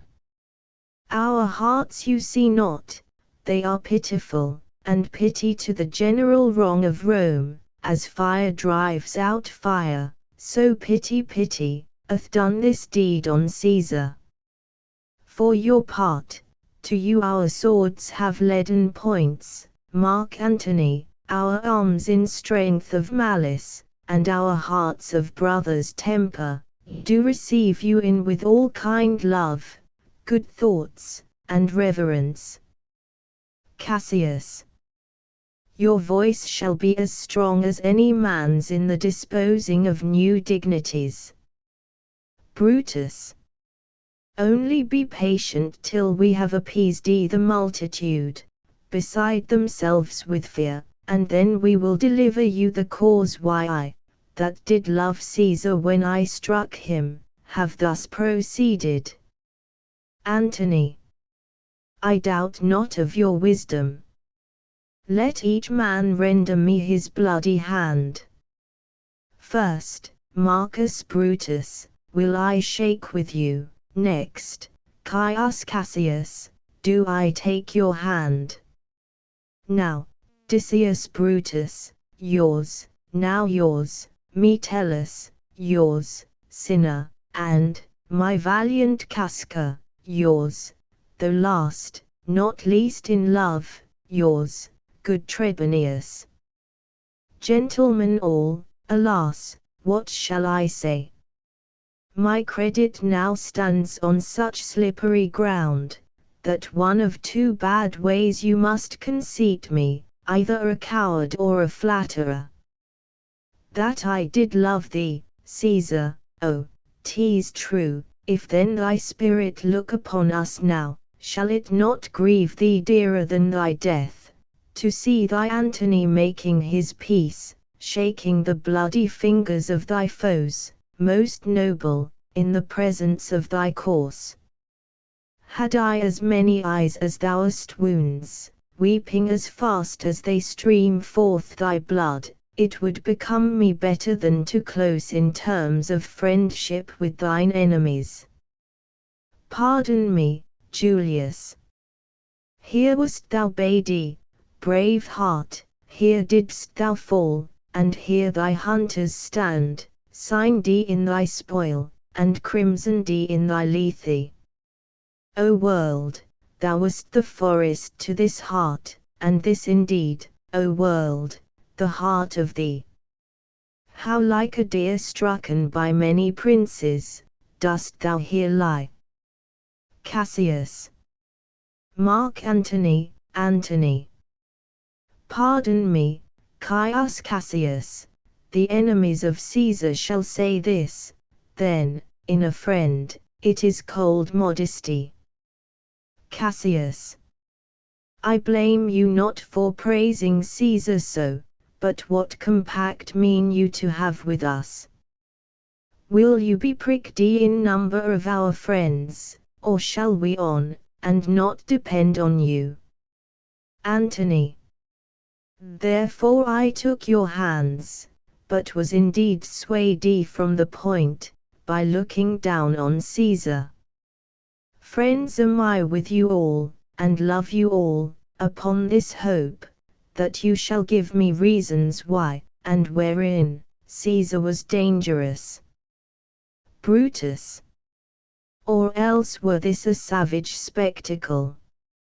Our reasons are so full of good regard that were you, Antony, the son of Caesar, you should be satisfied. Antony. That's all I seek, and am moreover suitor that I may produce his body to the marketplace, and in the pulpit, as becomes a friend, speak in the order of his funeral. Brutus. You shall, Mark Antony. Cassius. Brutus, a word with you. Aside to Brutus. You know not what you do. Do not consent that Antony speak in his funeral. Know you how much the people may be moved by that which he will utter? Brutus. Aside to Cassius. By your pardon, I will myself into the pulpit first, and show the reason of our Caesar's death. What Antony shall speak, I will protest he speaks by leave and by permission, and that we are contented Caesar shall have all true rights and lawful ceremonies. It shall advantage more than do us wrong. Cassius. Aside to Brutus. I know not what may fall, I like it not. Brutus. Mark Antony, here, take you Caesar's body. You shall not in your funeral speech blame us, but speak all good you can devise of Caesar, and say you do by our permission, else shall you not have any hand at all about his funeral. And you shall speak in the same pulpit whereto I am going, after my speech is ended. Antony. Be it so, I do desire no more. Brutus. Prepare the body, then, and follow us. Exeunt all but Antony. Antony. Oh, pardon me, thou bleeding piece of earth, that I am meek and gentle with these butchers. Thou art the ruins of the noblest man that ever lived in the tide of times. Woe to the hand that shed this costly blood. Over thy wounds now do I prophesy, which, like dumb mouths do ope their ruby lips to beg the voice and utterance of my tongue, a curse shall light upon the limbs of men. Domestic fury and fierce civil strife shall cumber all the parts of Italy, blood and destruction shall be so in use, and dreadful objects so familiar, that mothers shall but smile when they behold their infants quartered with the hands of war, all pity choked with custom of fell deeds, and Caesar's spirit, ranging for revenge, with it by his side come hot from hell, shall in these confines with a monarch's voice cry havoc and let slip the dogs of war, that this foul deed shall smell above the earth with carrion men, groaning for burial. Enter a servant. You serve Octavius Caesar, do you not? Servant. I do, Mark Antony. Antony. Caesar did write for him to come to Rome. Servant. He did receive his letters, and is coming, and bid me say to you by word of mouth, seeing the body. O Caesar. Antony. Thy heart is big, get thee apart and weep. Passion, I see, is catching, for mine eyes, seeing those beads of sorrow stand in thine, began to water.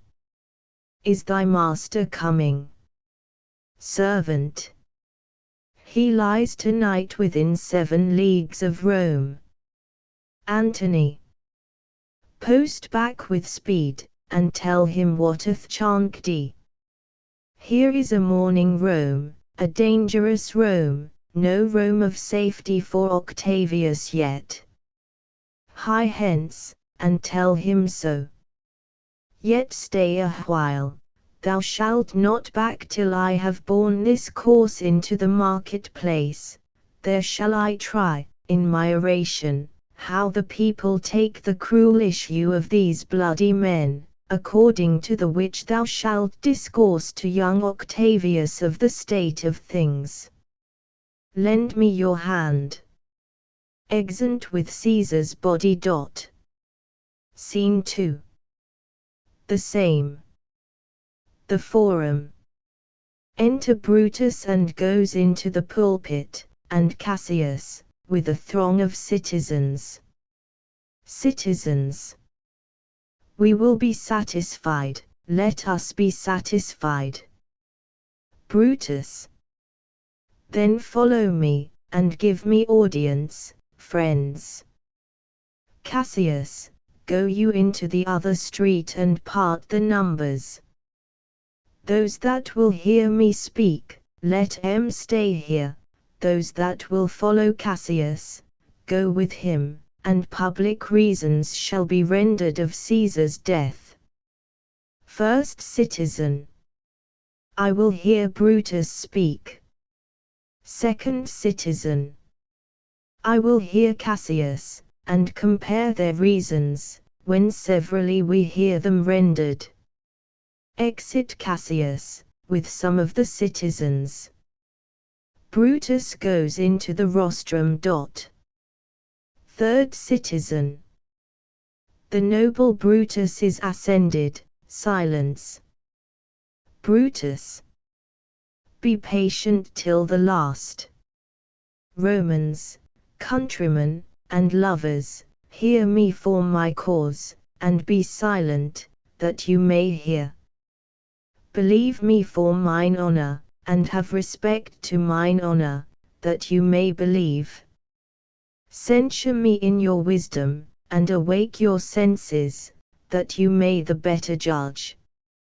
If there be any in this assembly, any dear friend of Caesar's, to him I say that Brutus' love to Caesar was no less than his. If then that friend demand why Brutus rose against Caesar, this is my answer, not that I loved Caesar less, but that I loved Rome more. Had you rather Caesar were living, and die all slaves, than that Caesar were dead, to live all free men? As Caesar loved me, I weep for him, as he was fortunate, I rejoice at it, as he was valiant, I honor him, but, as he was ambitious, I slew him. There is tears, for his love, joy for his fortune, honor for his valor, and death, for his ambition. Who is here so base, that would be a bondman?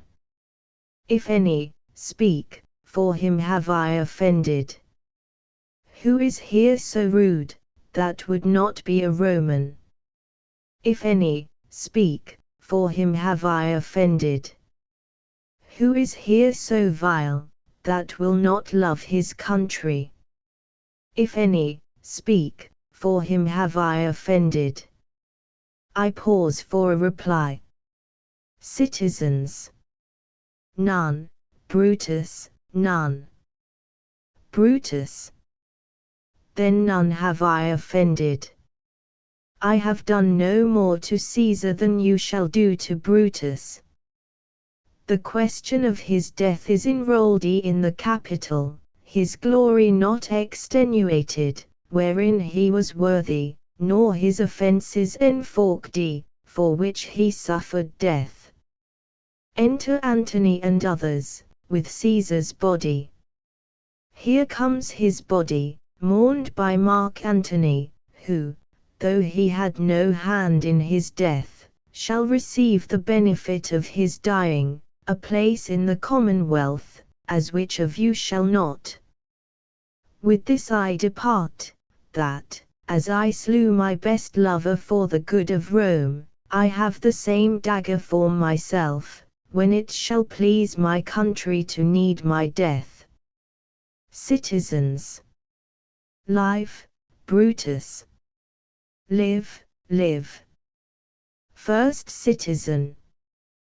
Bring him with triumph home unto his house. Second Citizen.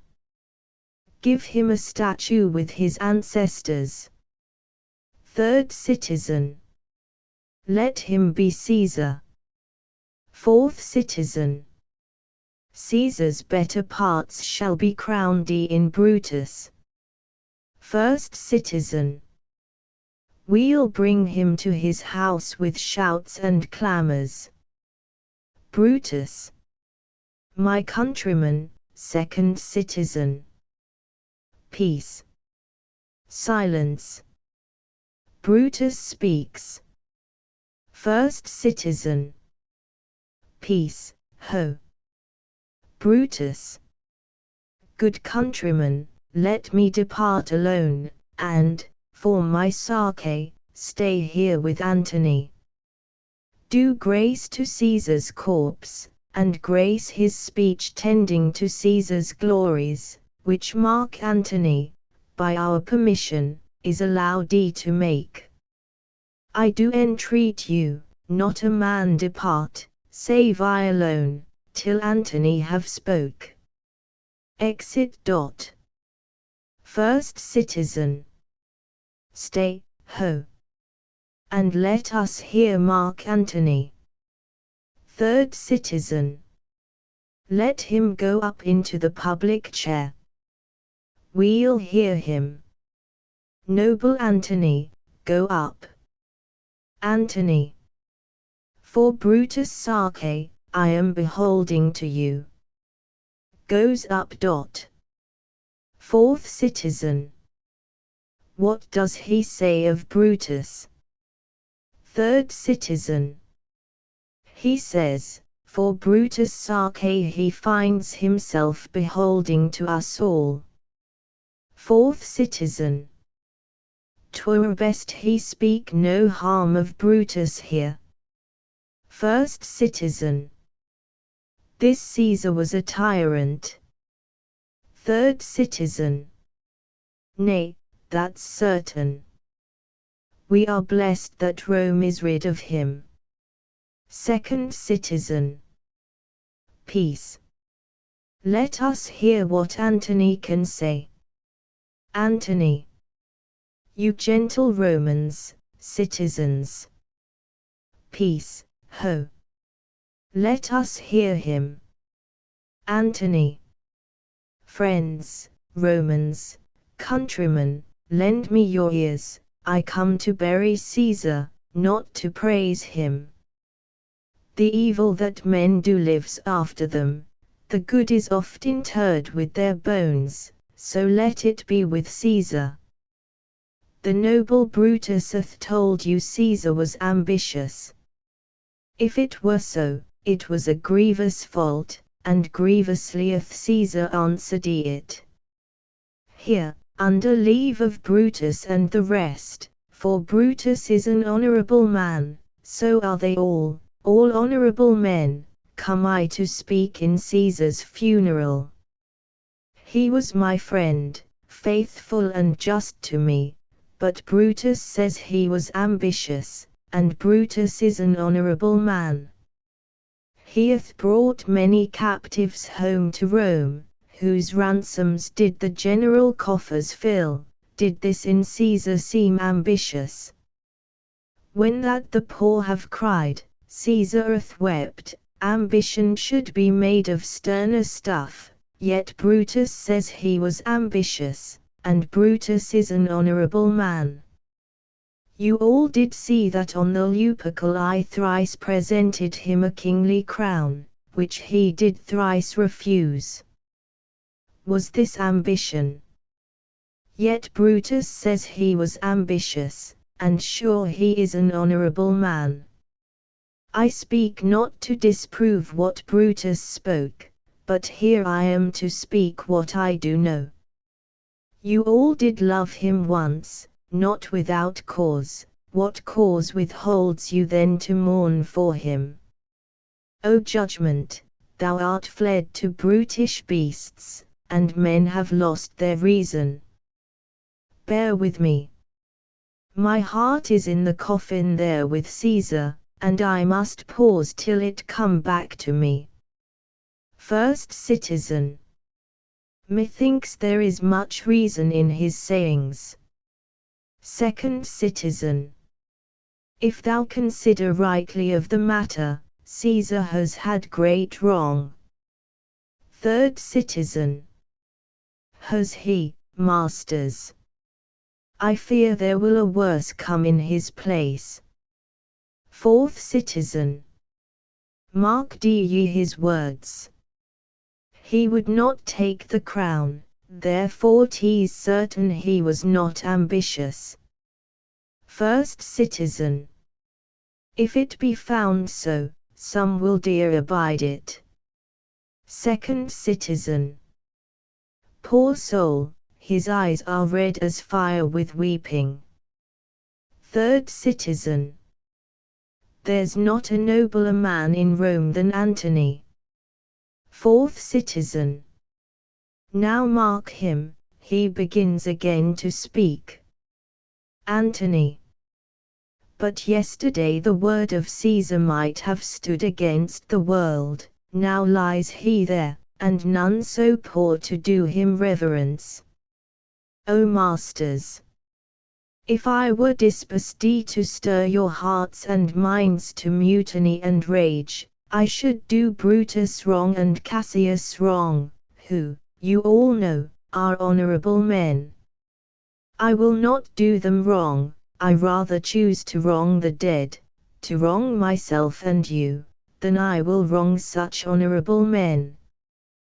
But here's a parchment with the seal of Caesar, I found it in his closet. 'Tis his will, let but the commons hear this testament, which, pardon me, I do not mean to read, and they would go and kiss dead Caesar's wounds, and dip their napkins in his sacred blood, yet, beg a hair of him for memory, and, dying, mention it within their wills, bequeathing it as a rich legacy unto their issue. Fourth Citizen. We'll hear the will. Read it, Mark Antony. Citizens. The will, the will.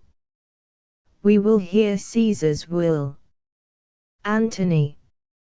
Have patience, gentle friends, I must not read it. It is not meet you know how Caesar loved you.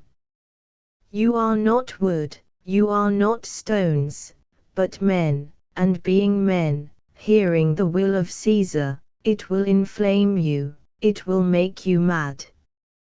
'Tis good you know not that you are his heirs, for if you should, oh, what would come of it? Fourth Citizen. Read the will. We'll hear it, Antony, you shall read us the will, Caesar's will. Antony. Will you be patient? Will you stay a while? I have o'ershot myself to tell you of it.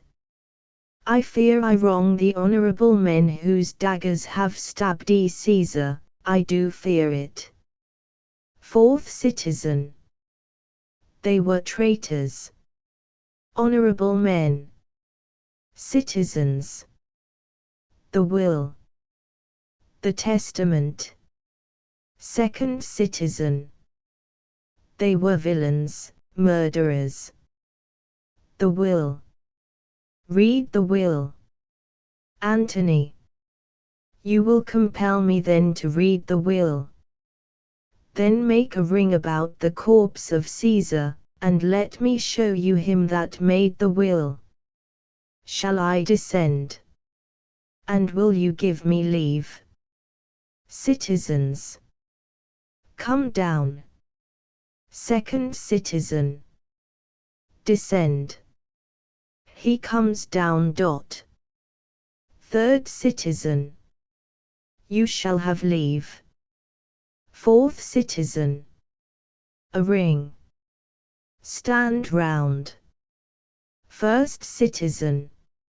Stand from the hearse, stand from the body. Second Citizen. Room for Antony, most noble Antony. Antony. Nay, Press not so upon me, stand far off. Citizens, stand back, room. Bear back. Antony, if you have tears, prepare to shed them now. You all do know this mantle. I remember the first time ever Caesar put it on. 'Twas on a summer's evening, in his tent, that day he overcame the Nerei.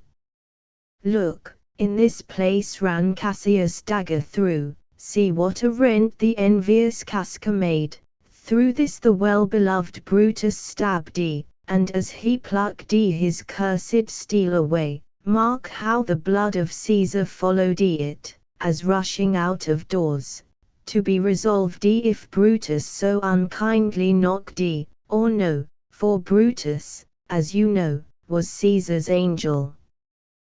Judge, O you gods, how dearly Caesar loved him. This was the most unkindest cut of all, for when the noble Caesar saw him stab, ingratitude, more strong than traitors' arms, quite vanquished him, then burst his mighty heart, and in his mantle muffling up his face, even at the base of Pompey's statue which all the while ran blood, great Caesar fell. Oh, what a fall was there, my countrymen! Then I, and you, and all of us fell down, whilst bloody treason flourished over us. Oh, now you weep, and I perceive you feel the dint of pity. These are gracious drops. Kind souls, what weep you when you but behold our Caesar's vesture wounded? Look you here, here is himself, marred, as you see, with traitors. First citizen. O piteous spectacle! Second citizen. O noble Caesar! Third citizen. O woeful day! Fourth citizen. O traitors, villains! First citizen. O most bloody sight! Second citizen. We will be revenged. Citizens. Revenge, about, seek, burn, fire, kill, slay, let not a traitor live. Antony. Stay, countrymen. First citizen. Peace there. Hear the noble Antony. Second citizen. We'll hear him, we'll follow him, we'll die with him. Antony. Good friends, sweet friends, let me not stir you up to such a sudden flood of mutiny. They that have done this deed are honorable. What private griefs they have, alas, I know not, that made them do it. They're wise and honorable, and will, no doubt, with reasons answer you.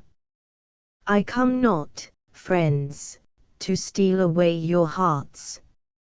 I am no orator, as Brutus is, but, as you know me all, a plain blunt man, that love my friend, and that they know full well that gave me public leave to speak of him. For I have neither wit, nor words, nor worth, action, nor utterance, nor the power of speech, to stir men's blood. I only speak right on. I tell you that which you yourselves do know, show you sweet Caesar's wounds, poor dumb mouths, and bid them speak for me. But were I Brutus, and Brutus Antony, there were an Antony would ruffle up your spirits, and put a tongue in every wound of Caesar, that should move the stones of Rome to rise and mutiny. Citizens. We'll mutiny. First citizen. We'll burn the house of Brutus. Third citizen.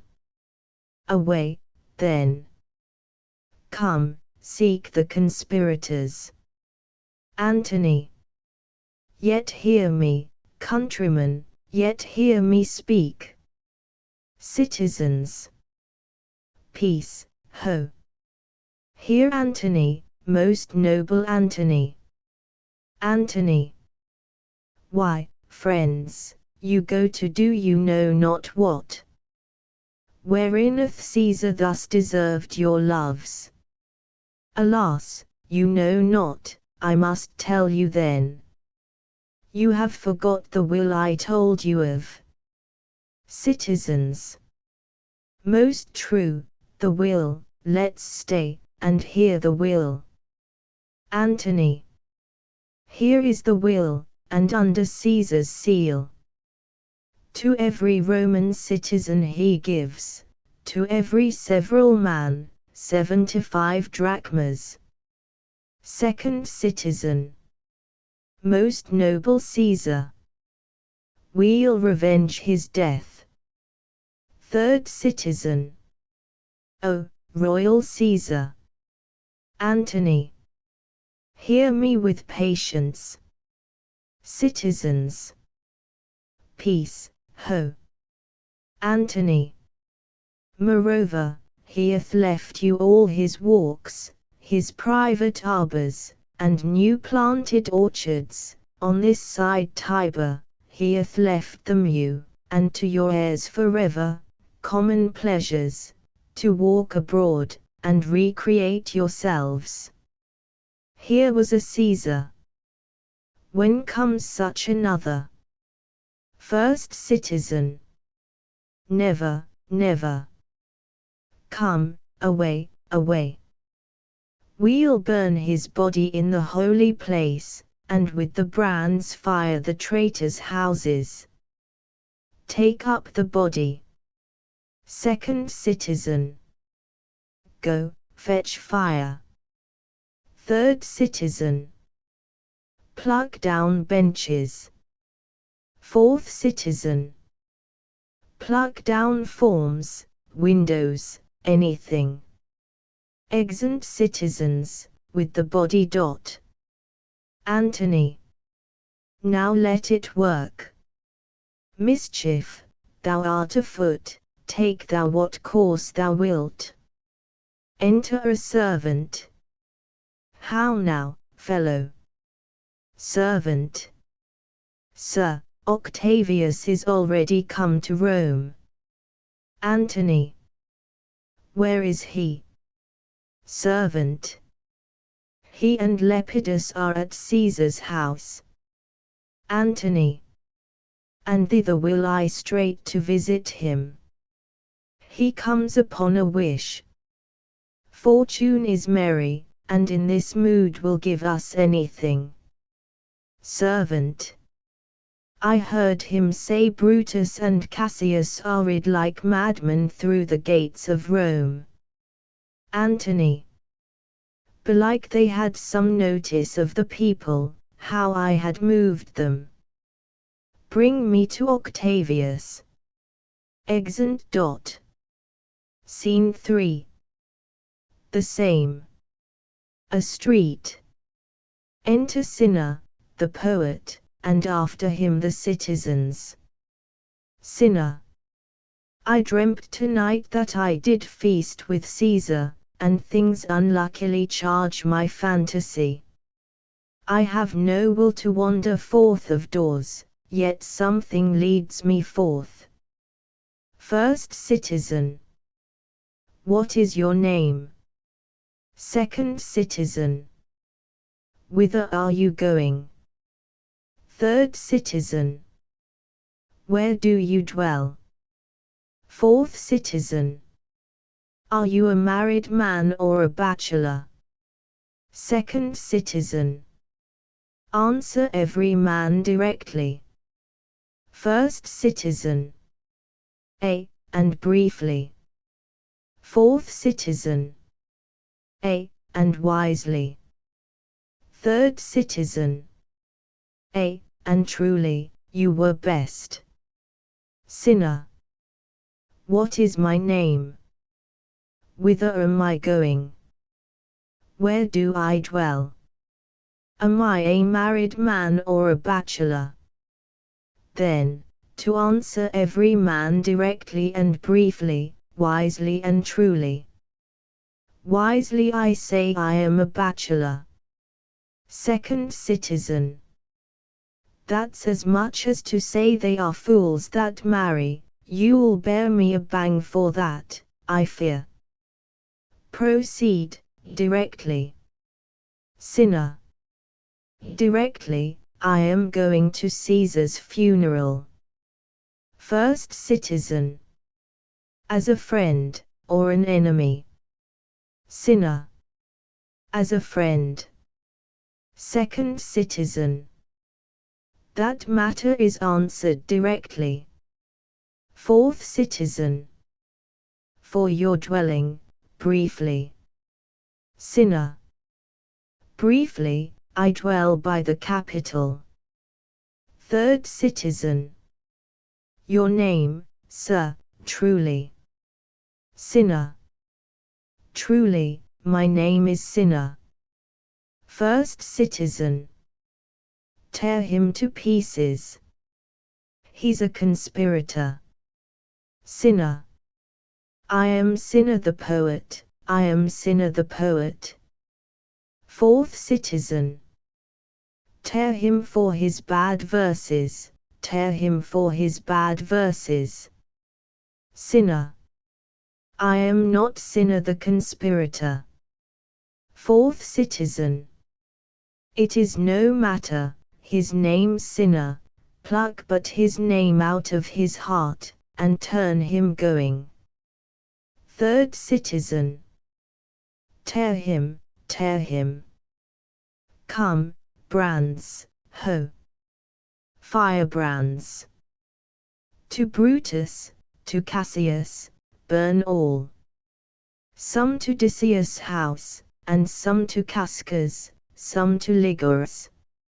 Away, go. Exeunt. Act 4 Scene I Rome. A room in Antony's house.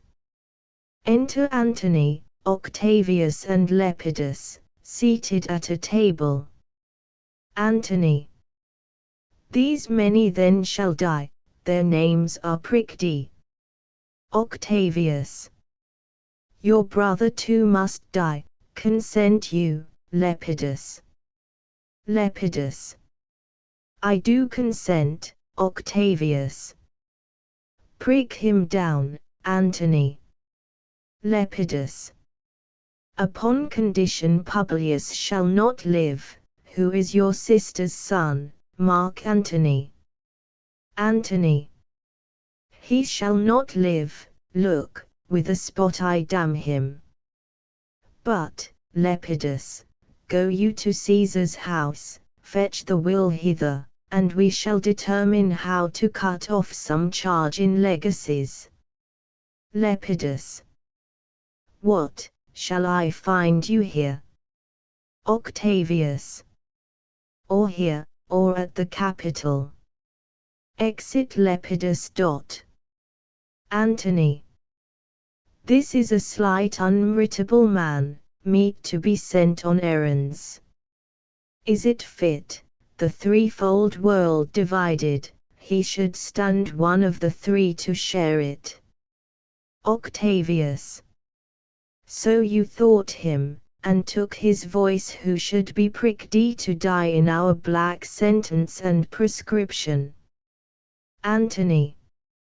Octavius, I have seen more days than you, and though we lay these honors on this man, to ease ourselves of divers slanderous loads, he shall but bear them as the ass bears gold, to groan and sweat under the business, either led or driven, as we point the way, and having brought our treasure where we will, then take we down his load, and turn him off, like to the empty ass, to shake his ears, and graze in commons.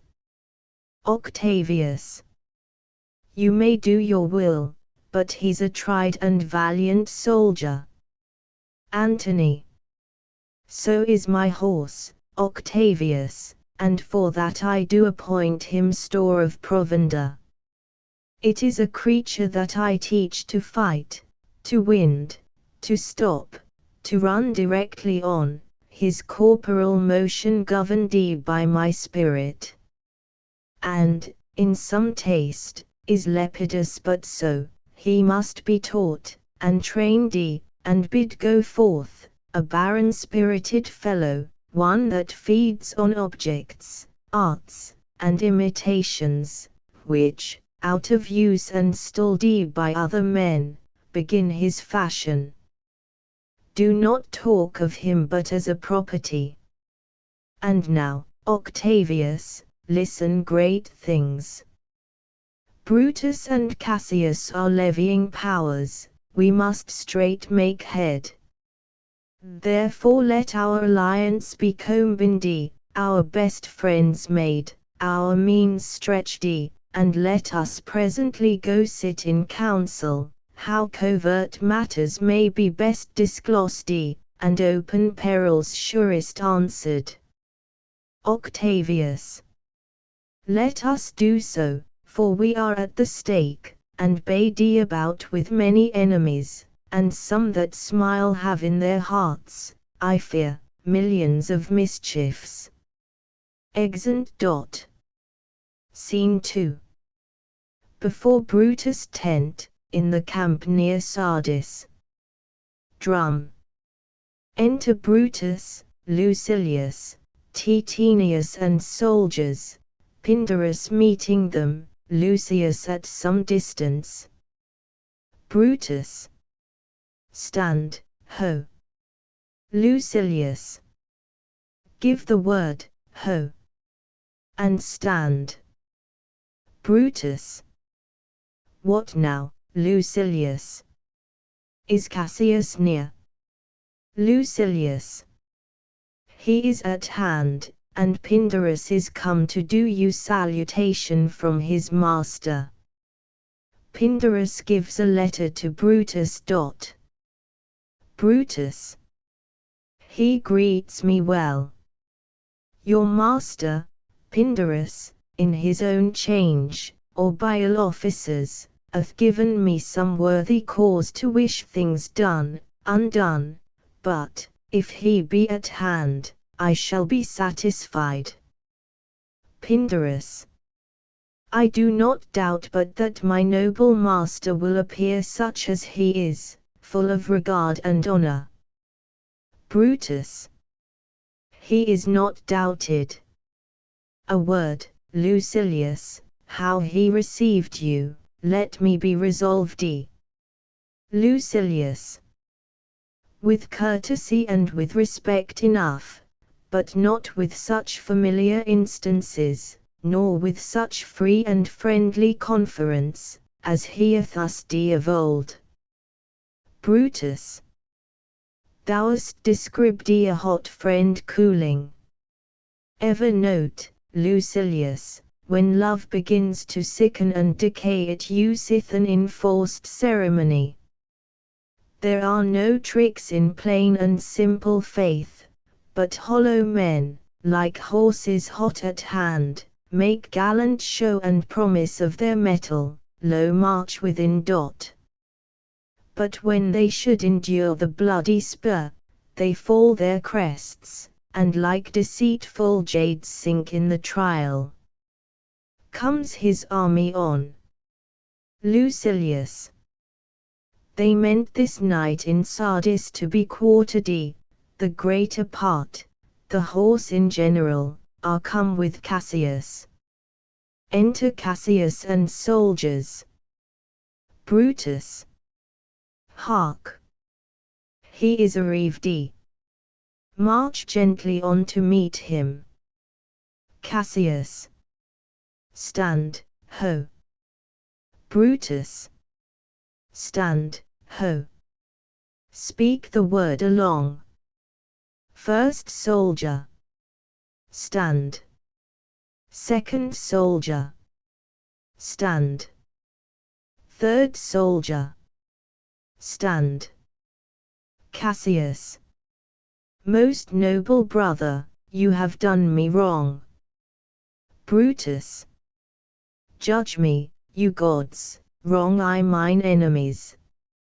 And if not so, how should I wrong a brother? Cassius. Brutus, this sober form of yours hides wrongs, and when you do them, Brutus. Cassius, be content. Speak your griefs softly, I do know you well. Before the eyes of both our armies here, which should perceive nothing but love from us, let us not wrangle. Bid them move away, then in my tent, Cassius, enlarge your griefs, and I will give you audience. Cassius.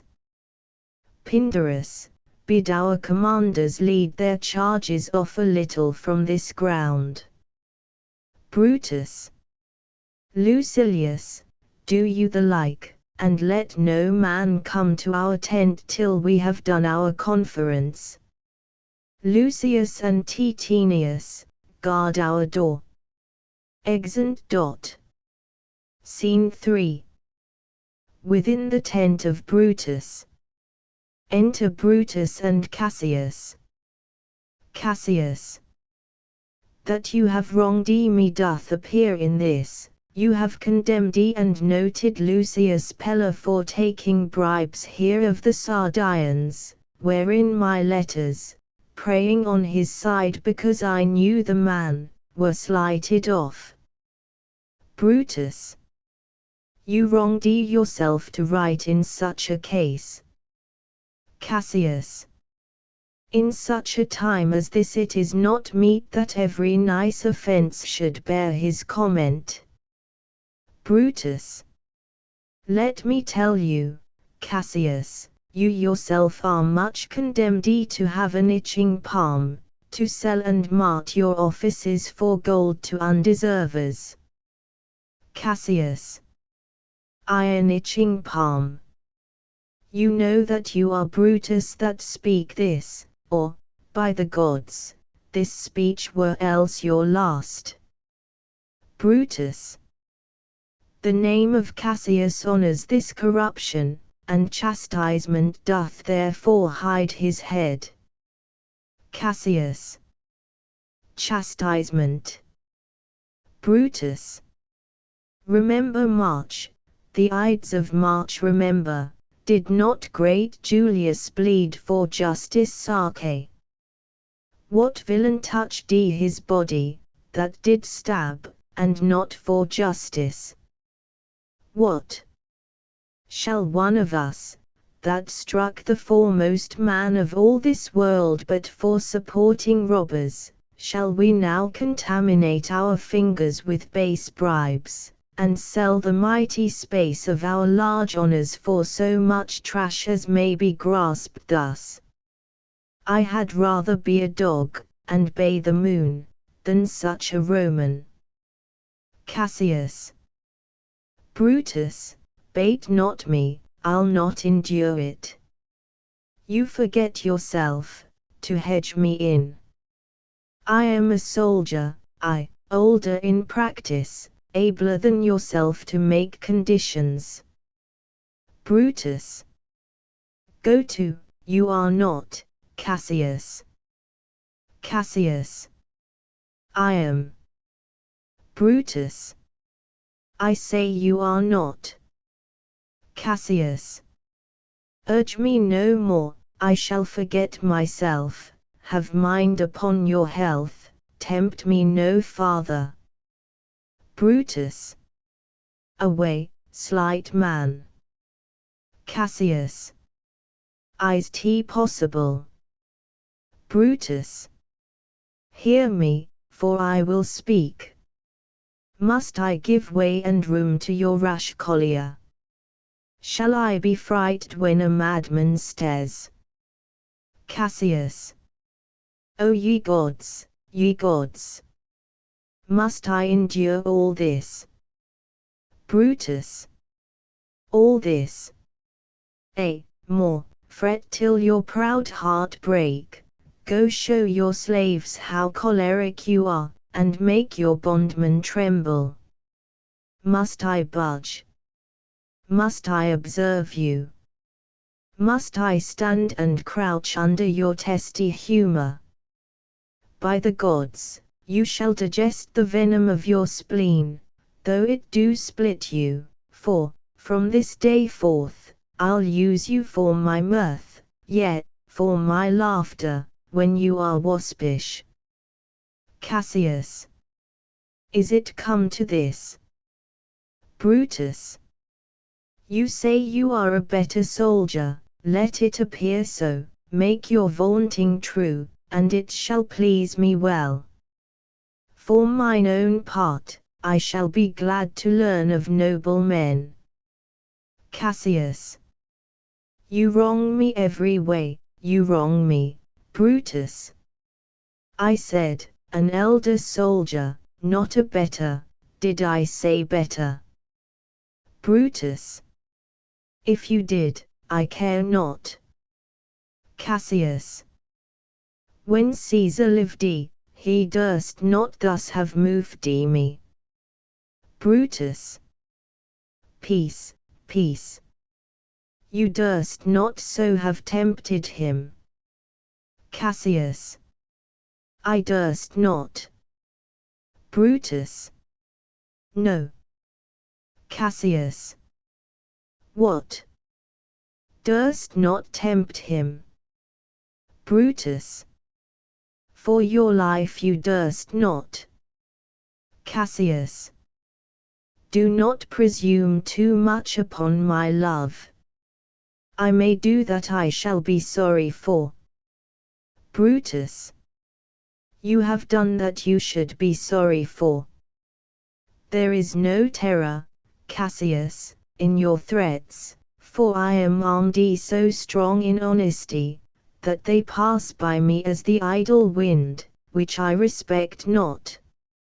I did send to you for certain sums of gold, which you denied me, for I can raise no money by vile means.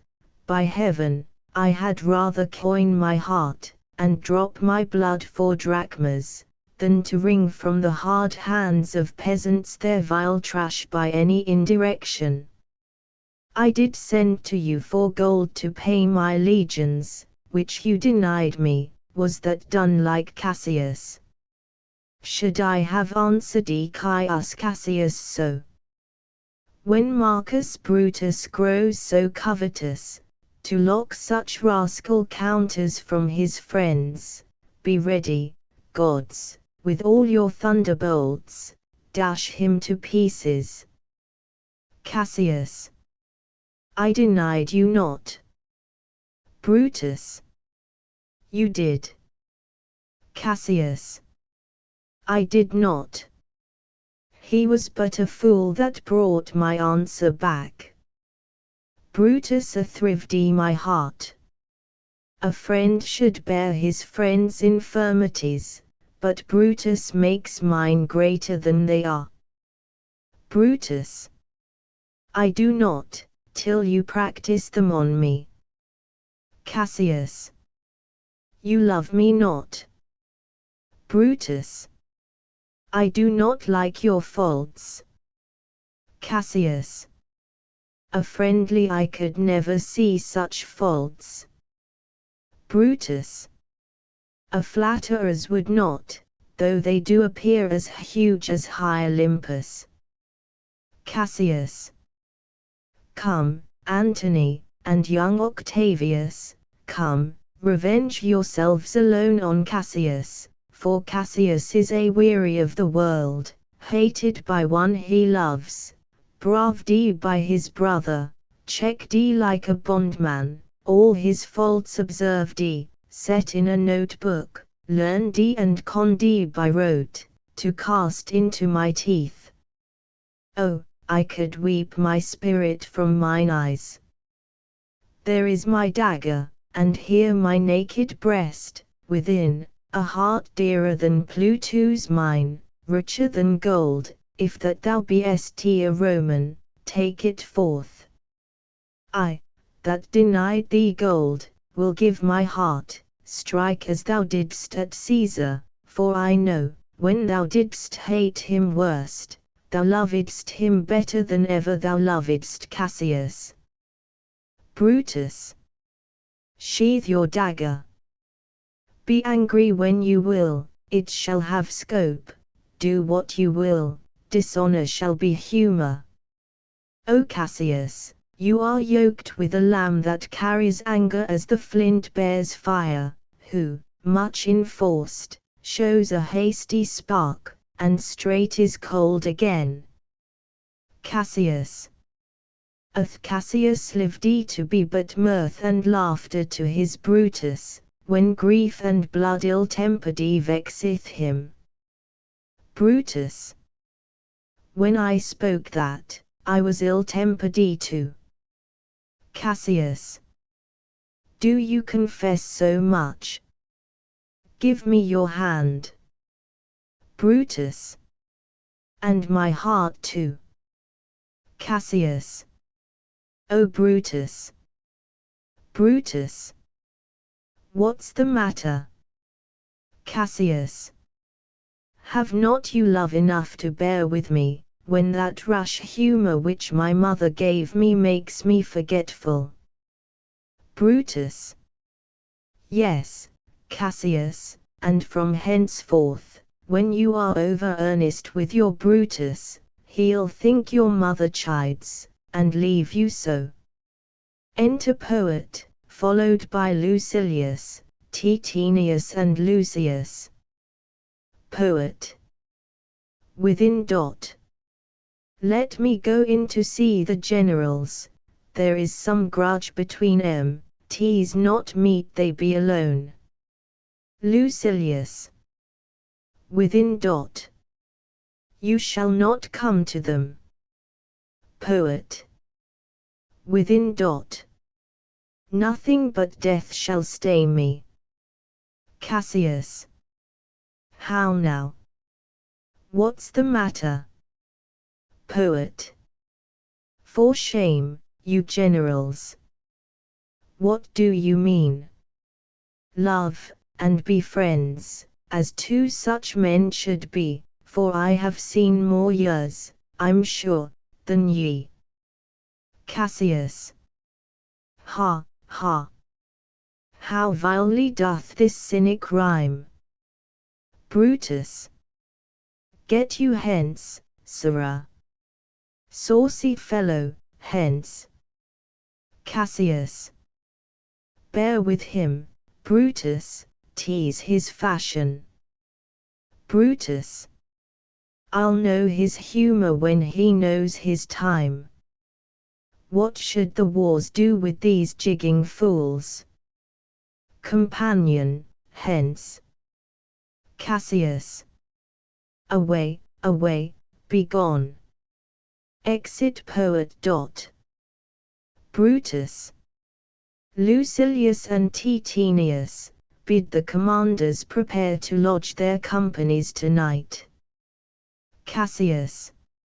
And come yourselves and bring Messala with you immediately to us. Exeunt Lucilius and Titinius. Brutus. Lucius, a bowl of wine. Exit Lucius. Cassius. I did not think you could have been so angry. Brutus. O Cassius, I am sick of many griefs. Cassius.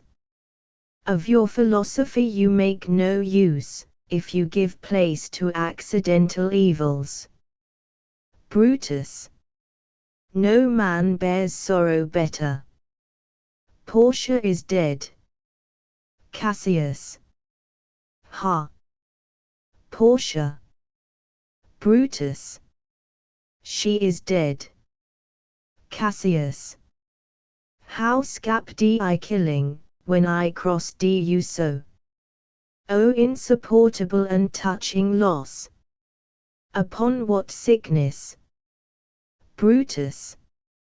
Impatient of my absence, and grief that young Octavius with Mark Antony have made themselves so strong, for with her death that tidings came.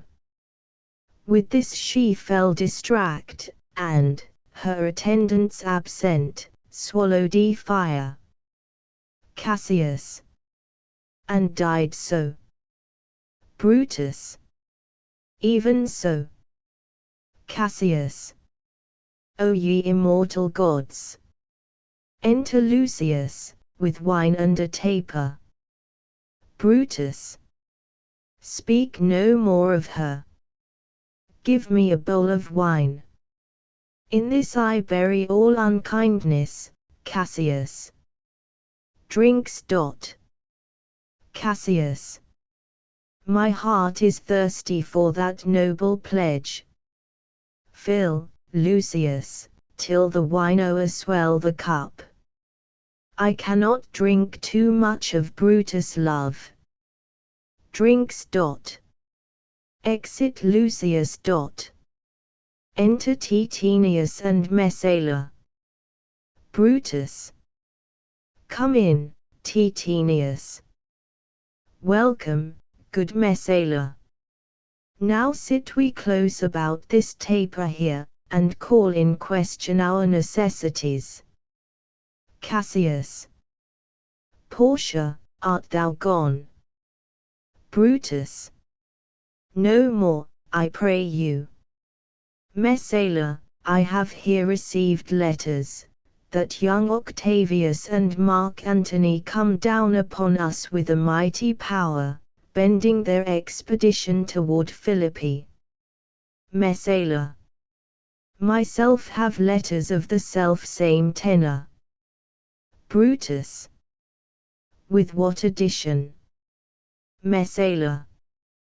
That by prescription and bills of outlawry Octavius, Antony, and Lepidus have put to death 100 senators. Brutus. Therein our letters do not well agree. Mine speak of 70 senators that died by their prescriptions, Cicero being one. Cassius. Cicero one. Messala. Cicero is dead, and by that order of prescription. Had you your letters from your wife, my lord? Brutus. No, Messala. Messala. Nor nothing in your letters writ of her. Brutus. Nothing, Messala. Messala. That, methinks, is strange. Brutus. Why ask you? Hear you aught of her in yours? Messala. No, my lord. Brutus. Now as you are a Roman, tell me true. Messala. Then like a Roman bear the truth I tell, for certain she is dead, and by strange manner. Brutus. Why, farewell, Portia. We must die, Messala.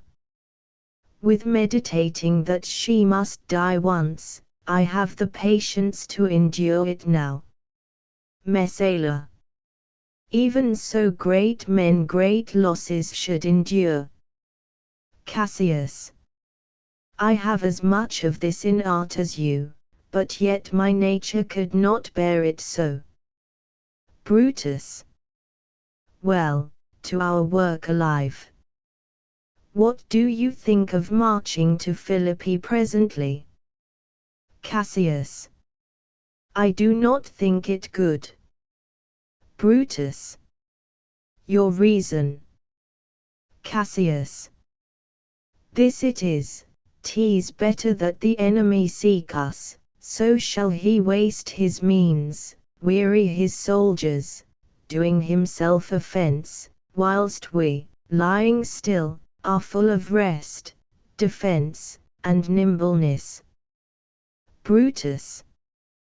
Good reasons must of force give place to better.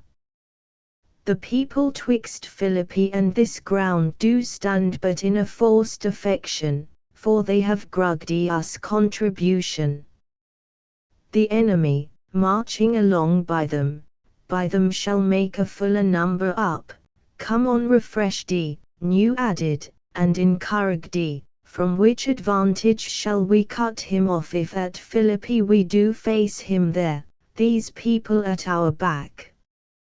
Cassius. Hear me, good brother.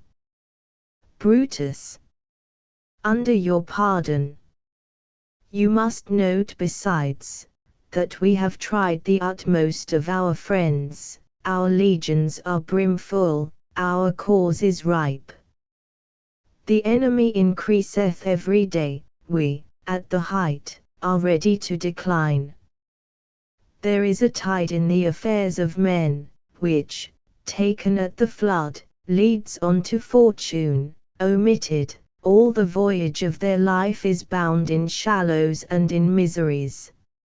On such a full sea are we now afloat, and we must take the current when it serves, or lose our ventures. Cassius. Then, with your will, go on, wheel along ourselves, and meet them at Philippi. Brutus. The deep of night is crept upon our talk, and nature must obey necessity, which we will niggard with a little rest. There is no more to say. Cassius. No more. Good night, early tomorrow will we rise, and hence. Enter Lucius. Brutus. Lucius. My gown. Exit Lucius. Farewell now, good Messala. Good night, Titinius. Noble Cassius, good night, and good repose. Cassius. O my dear brother!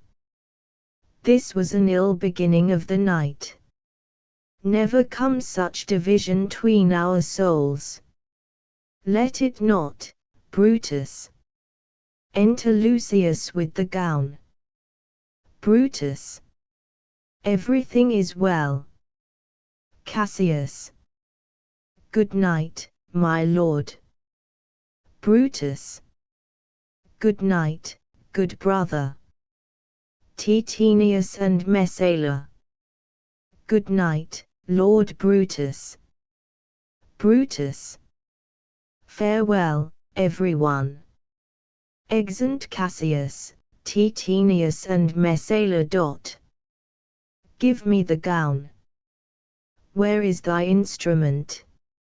Lucius. Here in the tent. Brutus. What, thou speakest drowsily? Poor knave, I blame thee not, thou art o'erwatched. Call Claudius and some other of my men, I'll have them sleep on cushions in my tent. Lucius. Varro and Claudius.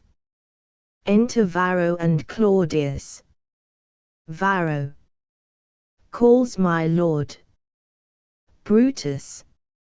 I pray you, sirs, lie in my tent and sleep, it may be I shall raise you by and by on business to my brother Cassius. Varro. So please you, we will stand and watch your pleasure. Brutus. I will not have it so, lie down, good sirs, it may be I shall otherwise bethink me. Look, Lucius, here's the book I sought for, so I put it in the pocket of my gown. Servants, lie down. Lucius. I was sure your lordship did not give it me. Brutus. Bear with me, good boy, I am much forgetful. Canst thou hold up thy heavy eyes a while, and touch thy instrument a strain or two? Lucius. My lord, an't please you? Brutus. It does, my boy. I trouble thee too much, but thou art willing. Lucius. It is my duty, sir. Brutus. I should not urge thy duty past thy might. I know young bloods look for a time of rest. Lucius. I have slept, my lord, already. Brutus. It was well done, and thou shalt sleep again. I will not hold thee long. If I do live, I will be good to thee. Lucius plays and sings till he falls asleep. This is a sleepy tune. O murderous slumber, layest thou thy leaden mace upon my boy, that plays thee music? Gentle knave, good night, I will not do thee so much wrong to wake thee. If thou dost not, thou breakest thy instrument, I'll take it from thee, and, good boy, good night. Let me see, is not the leaf turned down where I left reading? Here it is, I think. Enter the ghost of Caesar. How ill this taper burns! Ha! Who comes here? I think it is the weakness of mine eyes that shapes this monstrous apparition. It comes upon me. Art thou anything? Art thou some god, some angel, or some devil, that makest my blood cold and my hair to stare? Speak to me what thou art. Ghost. Thy evil spirit, Brutus. Brutus. Why comest thou? Ghost. To tell thee thou shalt see me at Philippi. Brutus. Well, then I shall see thee again. Ghost. At Philippi. Brutus. Why, I will see thee at Philippi then. Ghost vanishes. Now I have taken heart, thou vanishest. Ill spirit, I would hold more talk with thee.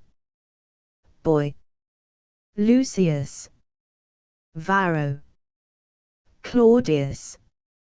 Sirs, awake. Claudius. Lucius.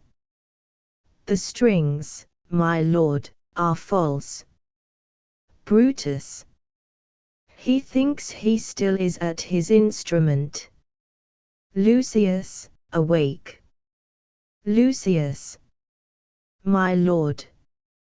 Brutus. Didst thou dream, Lucius, that thou so criedst out? Lucius. My lord, I do not know that I did cry. Brutus. Yes, that thou didst. Didst thou see anything? Lucius. Nothing, my lord. Brutus.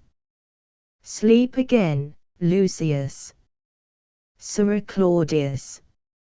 Fellow thou, awake. Varro. My lord. Claudius. My lord. Brutus. Why did you so cry out, sirs, in your sleep? Varro. Claudius. Did we, my lord? Brutus. Saw you anything? Varro. No, my lord, I saw nothing. Claudius. Nor I, my lord. Brutus. Go and commend me to my brother Cassius, bid him set on his powers betimes before, and we will follow. Varro. Claudius. It shall be done, my lord. Exeunt. Act V. Scene. The plains of Philippi. Enter Octavius, Antony and their army. Octavius. Now, Antony, our hopes are answered. You said the enemy would not come down, but keep the hills and upper regions. It proves not so, their battles are at hand, they mean to warn us at Philippi here, answering before we do demand of them. Antony. Tut, I am in their bosoms, and I know wherefore they do it. They could be content to visit other places, and come down with fearful bravery, thinking by this face to fasten in our thoughts that they have courage, but 'tis not so. Enter a messenger. Messenger. Prepare you, generals. The enemy comes on in gallant show, their bloody sign of battle is hung out, and something to be done immediately. Antony. Octavius, lead your battle softly on upon the left hand of the even field. Octavius. Upon the right hand I keep thou the left. Antony. Why do you cross me in this exigent? Octavius. I do not cross you, but I will do so. March. Drum. Enter Brutus, Cassius and their army, Lucilius, Titinius, Messala and others. Brutus. They stand, and would have parley. Cassius. Stand fast, Titinius, we must out and talk. Octavius. Mark Antony, shall we give sign of battle? Antony. No, Caesar, we will answer on their charge. Make forth, the generals would have some words. Octavius. Stir not until the signal. Brutus. Words before blows, is it so, countrymen? Octavius. Not that we love words better, as you do. Brutus. Good words are better than bad strokes, Octavius. Antony. In your bad strokes, Brutus, you give good words, witness the hole you made in Caesar's heart, crying, Long live! Hail, Caesar! Cassius. Antony, the posture of your blows are yet unknown, but for your words, they rob the hibbler bees, and leave them honeyless. Antony. Not stingless too. Brutus. Oh yes, and soundless too, for you have still in their buzzing, Antony, and very wisely threat before you sting. Antony. Villains, you did not so when your vile daggers hacked one another in the sides of Caesar, you showed your teeth like apes, and fawned like hounds, and bowed like bondmen, kissing Caesar's feet, whilst damned Casca, like a cur, behind struck Caesar on the neck. O you flatterers! Cassius. Flatterers. Now, Brutus, thank yourself. This tongue had not offended so today, if Cassius might have rulled ye. Octavius. Come, come, the cause. If arguing makes us sweat, the proof of it will turn to redder drops. Look, I draw a sword against conspirators. When think you that the sword goes up again? Never, till Caesar's 33 wounds be well avenged, or till another Caesar have added slaughter to the sword of traitors. Brutus. Caesar, thou canst not die by traitors' hands, unless thou bringest them with thee. Octavius. So I hope. I was not born to die on Brutus' sword. Brutus. Oh, if thou wert the noblest of thy strain, young man, thou couldst not die more honorable. Cassius. A peevish schoolboy, worthless of such honor, joined thee with a masker and a reveler. Antony. Old Cassius still. Octavius. Come, Antony, away. Defiance, traitors, hurl we in your teeth. If you dare fight today, come to the field, if not, when you have stomachs. Exeunt Octavius, Antony and their army. Cassius. Why now, blow wind, swell billow, and swim bark. The storm is up, and all is on the hazard. Brutus. Ho, Lucilius. Hark, a word with you. Lucilius. My lord. Brutus and Lucilius talk apart. Cassius. Messala. Messala. What says my general? Cassius. Messala, this is my birthday, as this very day was Cassius born. Give me thy hand, Messala, be thou my witness that against my will as Pompey was, am I compelled to set upon one battle all our liberties. You know that I held Epicurus strong, and his opinion. Now I change my mind, and partly credit things that do presage.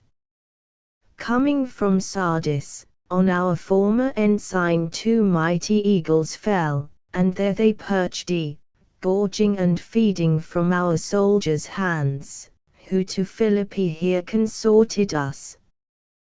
This morning are they fled away and gone, and in their steads do ravens, crows, and kites fly o'er our heads, and downward look on us, as we were sickly prey. Their shadows seem a canopy most fatal, under which our army lies, ready to give up the ghost. Messala. Believe not so. Cassius. I but believe it partly, for I am fresh of spirit, and resolved to meet all perils very constantly. Brutus. Even so, Lucilius. Cassius. Now, most noble Brutus, the gods today stand friendly, that we may, lovers in peace, lead on our days to age. But, since the affairs of men rest still uncertain, let's reason with the worst that may befall. If we do lose this battle, then is this the very last time we shall speak together. What are you then determined to do? Brutus. Even by the rule of that philosophy by which I did blame Cato for the death which he did give himself, I know not how, but I do find it cowardly and vile, for fear of what might fall, so to prevent the time of life, arming myself with patience to stay the providence of some high powers that govern us below. Cassius. Then, if we lose this battle, you are contented to be led in triumph through the streets of Rome. Brutus. No, Cassius, no, think not, thou noble Roman, that ever Brutus will go bound to Rome, he bears too great a mind.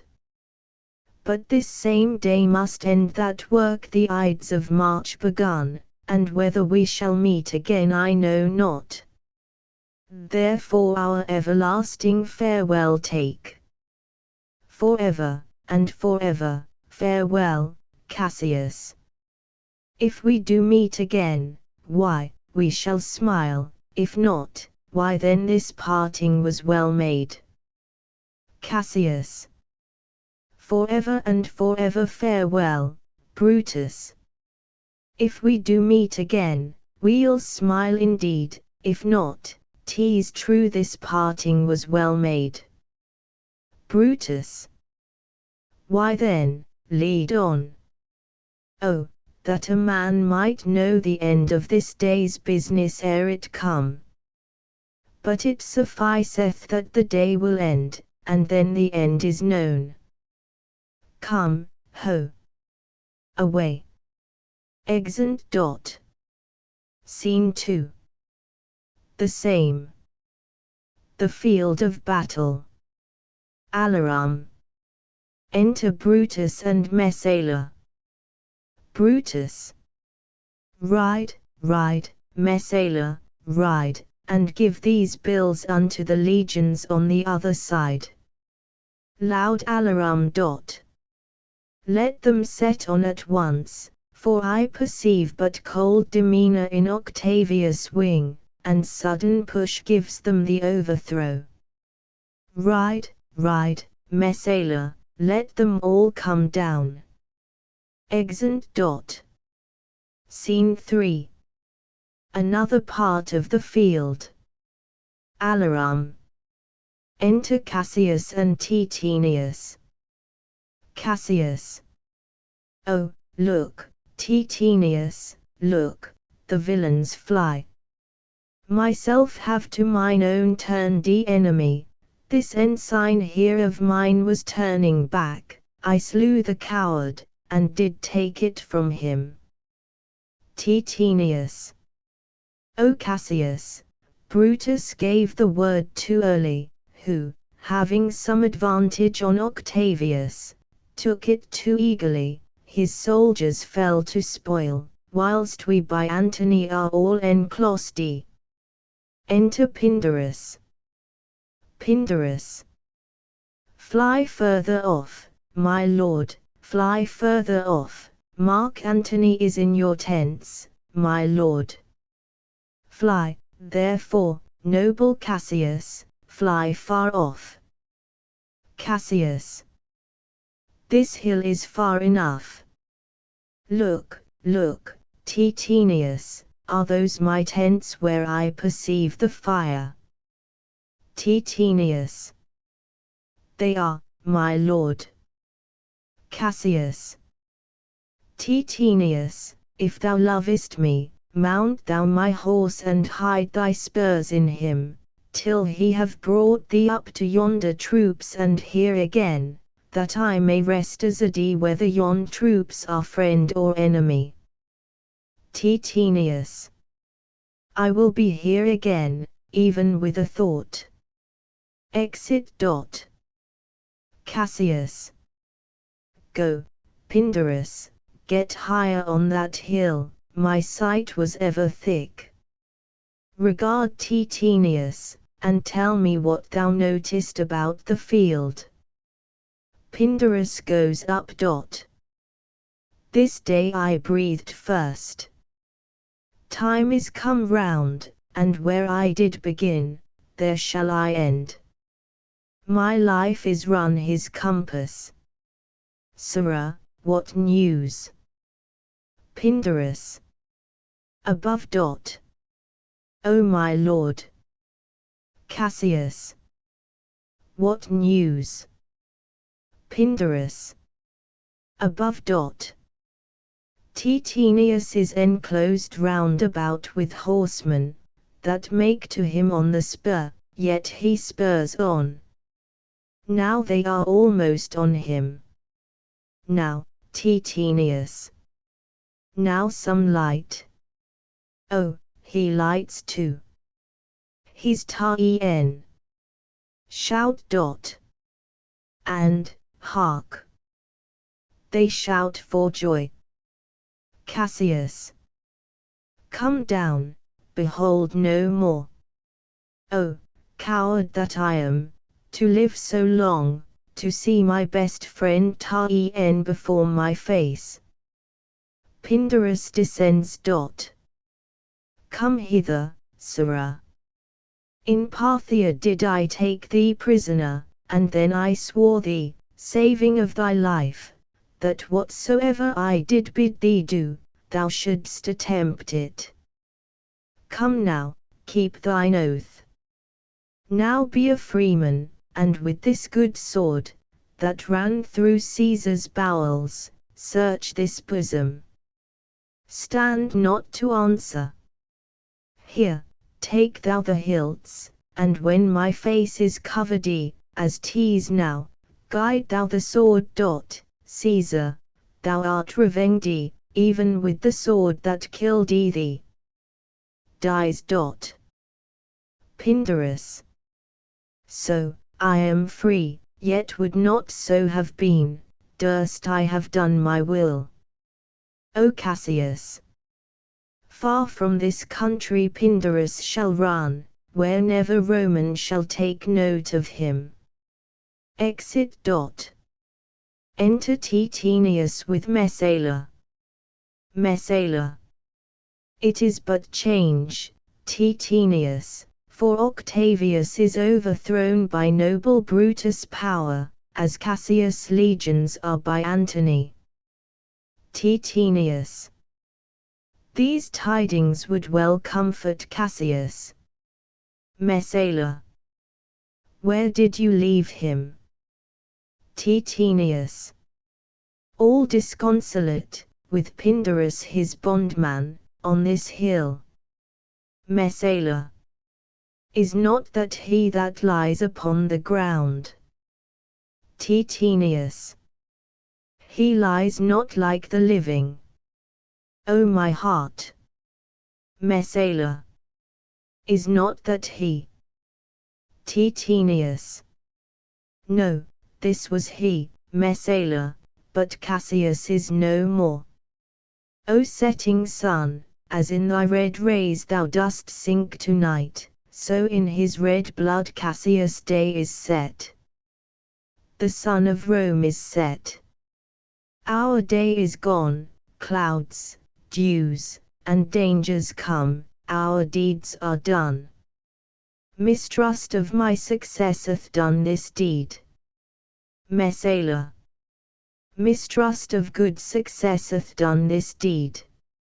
O hateful error, melancholy's child! Why dost thou show to the apt thoughts of men the things that are not? O error, soon conceived thou never comest unto a happy birth, but killest the mother that engendered thee. Titinius. What, Pindarus? Where art thou, Pindarus? Messala. Seek him, Titinius, whilst I go to meet the noble Brutus, thrusting this report into his ears. I may say thrusting it, for piercing steel and darts envenomed shall be as welcome to the ears of Brutus as tidings of this sight. Titinius. Hie you, Messala, and I will seek for Pindarus the while. Exit Messala. Why didst thou send me forth, brave Cassius? Did I not meet thy friends? And did not they put on my brows this wreath of victory, and bid me give it thee? Didst thou not hear their shouts? Alas, thou hast misconstrued everything. But, hold thee, take this garland on thy brow, thy Brutus bid me give it thee, and I will do his bidding. Brutus, come apace, and see how I regarded Caius Cassius. By your leave, gods. This is a Roman's part. Come, Cassius' sword, and find Titinius' heart. Dies. Alarum. Enter Brutus, Messala, young Cato, Strato, Volumius and Lucilius. Brutus. Where, Messala, doth his body lie? Messala. Lo, yonder, and Titinius mourning it. Brutus. Titinius' face is upward. Cato. He is slain. Brutus. O Julius Caesar, thou art mighty yet. Thy spirit walks abroad, and turns our swords in our own proper entrails. Lo alarums. Cato. Brave Titinius. Look whether he have not crowned thee dead Cassius. Brutus. Are yet 2 Romans living such as these? The last of all the Romans, fare thee well. It is impossible that ever Rome should breed thy fellow. Friends, I owe more tears to this dead man than you shall see me pay. I shall find time, Cassius, I shall find time. Come therefore, and to Thasos send his body. His funerals shall not be in our camp, lest it discomfort us. Lucilius, come, and come, young Cato, let us to the field. Labeo and Flavius, set our battles on. 'Tis 3 o'clock, and Romans, yet ere night we shall try fortune in a second fight. Exeunt. Scene 4. Another part of the field. Alarum. Enter fighting soldiers of both armies, then Brutus, Messala, young Cato, Lucilius, Flavius and others. Brutus. Yet, countrymen, oh, yet hold up your heads. Cato. What bastard doth not? Who will go with me? I will proclaim my name about the field. I am the son of Marcus Cato, ho! A foe to tyrants, and my country's friend. I am the son of Marcus Cato, ho! Charges the enemy. Lucilius.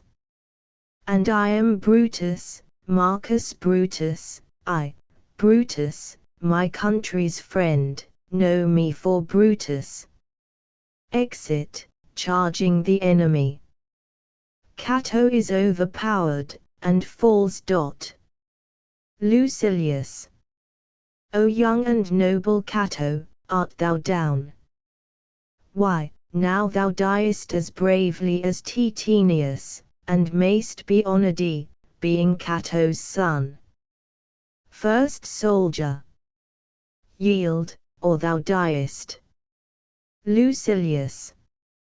Only I yield to die, there is so much that thou wilt kill me straight, offering money, kill Brutus, and be honoured in his death.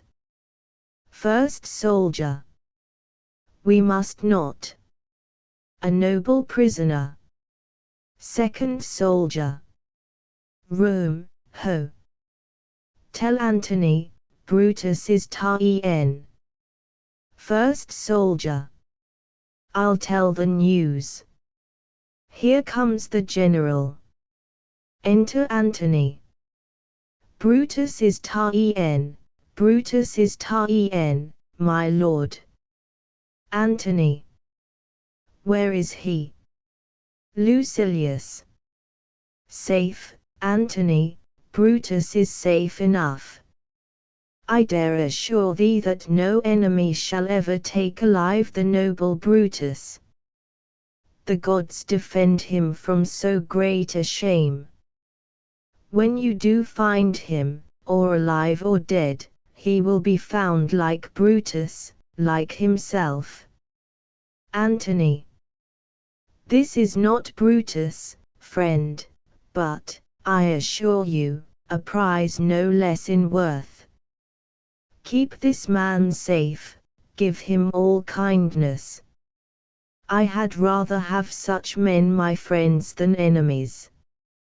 Go on, and see whether Brutus be alive or dead, and bring us word unto Octavius' tent how everything is chanked. Exeunt. Scene V. Another part of the field. Enter Brutus, Dardanius, Clytus, Strato and Volumius. Brutus. Come, poor remains of friends, rest on this rock. Clytus.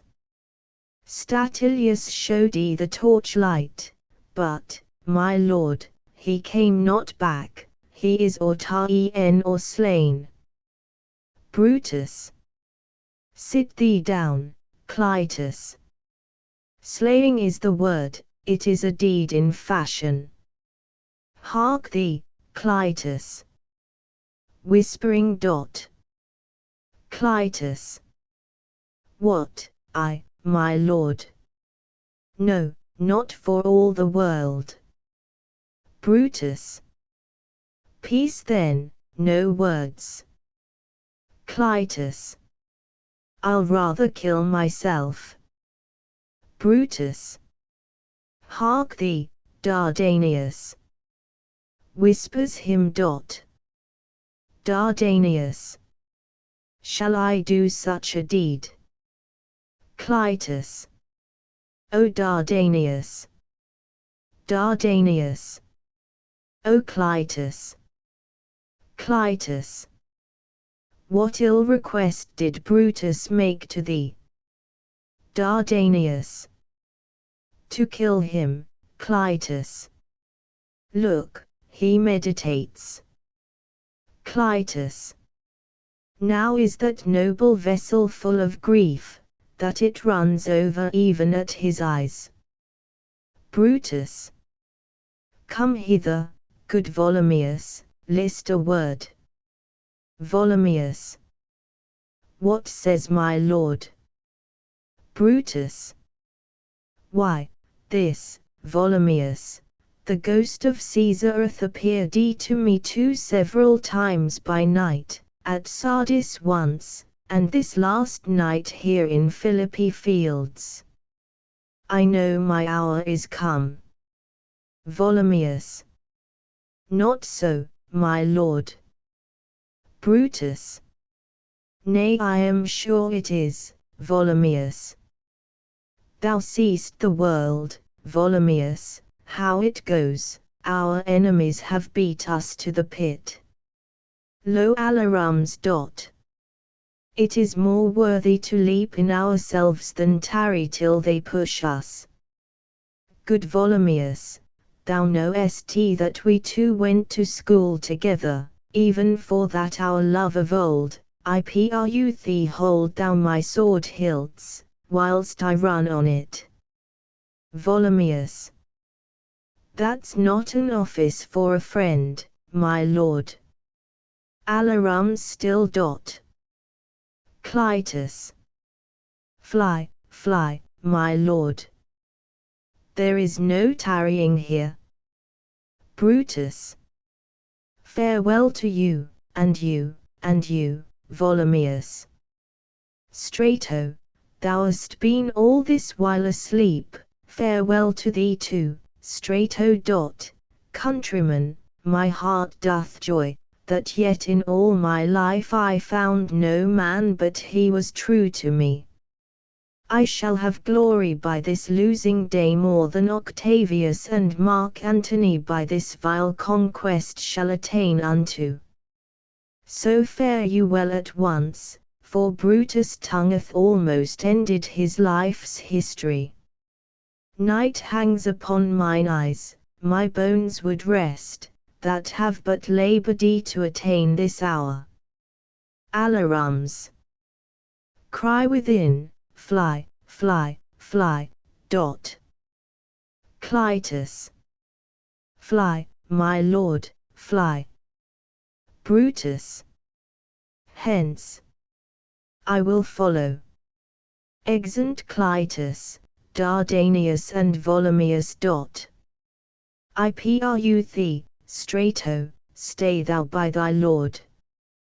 Thou art a fellow of a good respect, thy life hath had some smatch of honour in it. Hold then my sword, and turn away thy face, while I do run upon it. Wilt thou, Strato? Strato. Give me your hand first. Fare you well, my lord. Brutus. Farewell, good Strato. Caesar, now be still, I killed not thee with half so good a will. He runs on his sword, and dies. Alarum. Retreat. Enter Antony, Octavius, Messala, Lucilius and the army. Octavius. What man is that? Messala. My master's man. Strato, where is thy master? Strato. Free from the bondage you are in, Messala. The conquerors can but make a fire of him, for Brutus only overcame himself, and no man else hath honor by his death. Lucilius. So Brutus should be found. I thank thee, Brutus, that thou hast proved Lucilius saying true. Octavius. All that serve Brutus, I will entertain them. Fellow, wilt thou bestow thy time with me? Strato. If Messala will prefer me to you. Octavius. Do so, good Messala. Messala. How died my master, Strato? Strato. I held the sword, and he did run on it. Messala. Octavius, then take him to follow thee, that did the latest service to my master. Antony. This was the noblest Roman of them all. All the conspirators save only he, did that they did in envy of great Caesar, he only, in a general honest thought and common good to all, made one of them.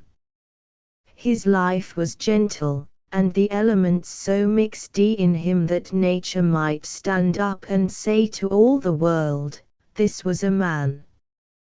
Octavius. According to his virtue let us use him with all respect and rites of burial.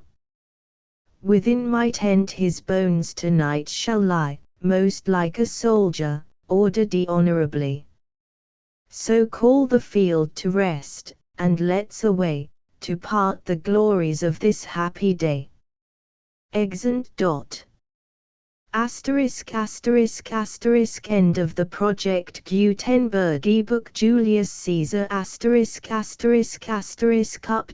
editions will replace the previous one, the old editions will be renamed.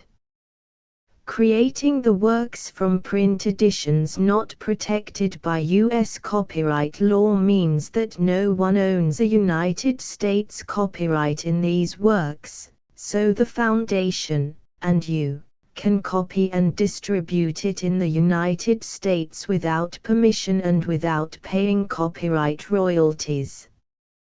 Special rules, set forth in the general terms of use part of this license, apply to copying and distributing Project Gutenberg trademark symbol electronic works to protect the Project Gutenberg trademark symbol concept and trademark. Project Gutenberg is a registered trademark, and may not be used if you charge for an ebook, except by following the terms of the trademark license, including paying royalties for use of the Project Gutenberg trademark. If you do not charge anything for copies of this ebook, complying with the trademark license is very easy. You may use this ebook for nearly any purpose such as creation of derivative works, reports, performances and research. Project Gutenberg ebooks may be modified and printed and given away. You may do practically anything in the United States with ebooks not protected by U.S. copyright law. Redistribution is subject to the trademark license, especially commercial redistribution. Start. Full license. The full Project Gutenberg license. Please read this before you distribute or use this work to protect the Project Gutenberg trademark symbol mission of promoting the free distribution of electronic works. By using or distributing this work, or any other work associated in any way with the phrase Project Gutenberg, you agree to comply with all the terms of the full Project Gutenberg trademark symbol license available with this file or online at www.gutenberg.org/license. Section 1. General Terms of Use and Redistributing Project Gutenberg Trademark Symbol Electronic Works 1.0. By reading or using any part of this Project Gutenberg trademark symbol electronic work, you indicate that you have read, understand, agree to and accept all the terms of this license and intellectual property, trademark/copyright, agreement. If you do not agree to abide by all the terms of this agreement, you must cease using and return or destroy all copies of Project Gutenberg trademark symbol electronic works in your possession. If you paid a fee for obtaining a copy of or access to a Project Gutenberg trademark symbol electronic work and you do not agree to be bound by the terms of this agreement, you may obtain a refund from the person or entity to whom you paid the fee as set forth in paragraph 1.e.8. 1.b Project Gutenberg is a registered trademark. It may only be used on or associated in any way with an electronic work by people who agree to be bound by the terms of this agreement. There are a few things that you can do with most Project Gutenberg trademark symbol electronic works even without complying with the full terms of this agreement. See paragraph 1.c below. There are a lot of things you can do with Project Gutenberg trademark symbol electronic works if you follow the terms of this agreement and help preserve free future access to Project Gutenberg trademark symbol electronic works. See paragraph 1.e below. 1.c. The Project Gutenberg Literary Archive Foundation, the Foundation or PGLAF, owns a compilation copyright in the collection of Project Gutenberg trademark symbol electronic works. Nearly all the individual works in the collection are in the public domain in the United States. If an individual work is unprotected by copyright law in the United States and you are located in the United States, we do not claim a right to prevent you from copying, distributing, performing, displaying or creating derivative works based on the work as long as all references to Project Gutenberg are removed. Of course, we hope that you will support the Project Gutenberg trademark symbol mission of promoting free access to electronic works by freely sharing Project Gutenberg trademark symbol works in compliance with the terms of this agreement for keeping the Project Gutenberg trademark symbol name associated with the work. You can easily comply with the terms of this agreement by keeping this work in the same format with its attached full Project Gutenberg trademark symbol license when you share it without charge with others. 1.d. The copyright laws of the place where you are located also govern what you can do with this work. Copyright laws in most countries are in a constant state of change. If you are outside the United States, Check the laws of your country in addition to the terms of this agreement before downloading, copying, displaying, performing, distributing or creating derivative works based on this work or any other Project Gutenberg trademark symbol work. The Foundation makes no representations concerning the copyright status of any work in any country other than the United States. 1.e Unless you have removed all references to Project Gutenberg, 1.e.1. The following sentence, with active links to, or other immediate access to, the full Project Gutenberg trademark symbol license must appear prominently whenever any copy of a Project Gutenberg trademark symbol work, any work on which the phrase Project Gutenberg appears, or with which the phrase Project Gutenberg is associated, is accessed, displayed, performed, viewed, copied or distributed. This ebook is for the use of anyone anywhere in the United States and most other parts of the world at no cost and with almost no restrictions whatsoever. You may copy it, give it away or reuse it under the terms of the Project Gutenberg license included with this ebook or online at www.gutenberg.org. If you are not located in the United States, you will have to check the laws of the country where you are located before using this ebook. 1.e.2.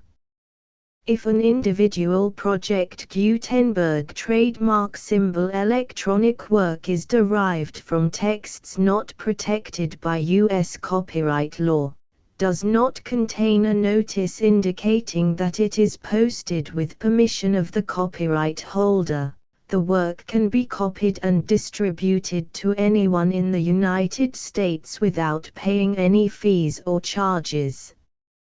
If you are redistributing or providing access to a work with the phrase Project Gutenberg associated with or appearing on the work, you must comply either with the requirements of paragraphs 1.e.1 through 1.e.7 or obtain permission for the use of the work and the Project Gutenberg trademark symbol trademark as set forth in paragraphs 1.e.8 or 1.e.9. 1.e.3. If an individual Project Gutenberg trademark symbol electronic work is posted with the permission of the copyright holder, your use and distribution must comply with both paragraphs 1.e.1 through 1.e.7 and any additional terms imposed by the copyright holder. Additional terms will be linked to the Project Gutenberg trademark symbol license for all works posted with the permission of the copyright holder found at the beginning of this work. 1.e.4.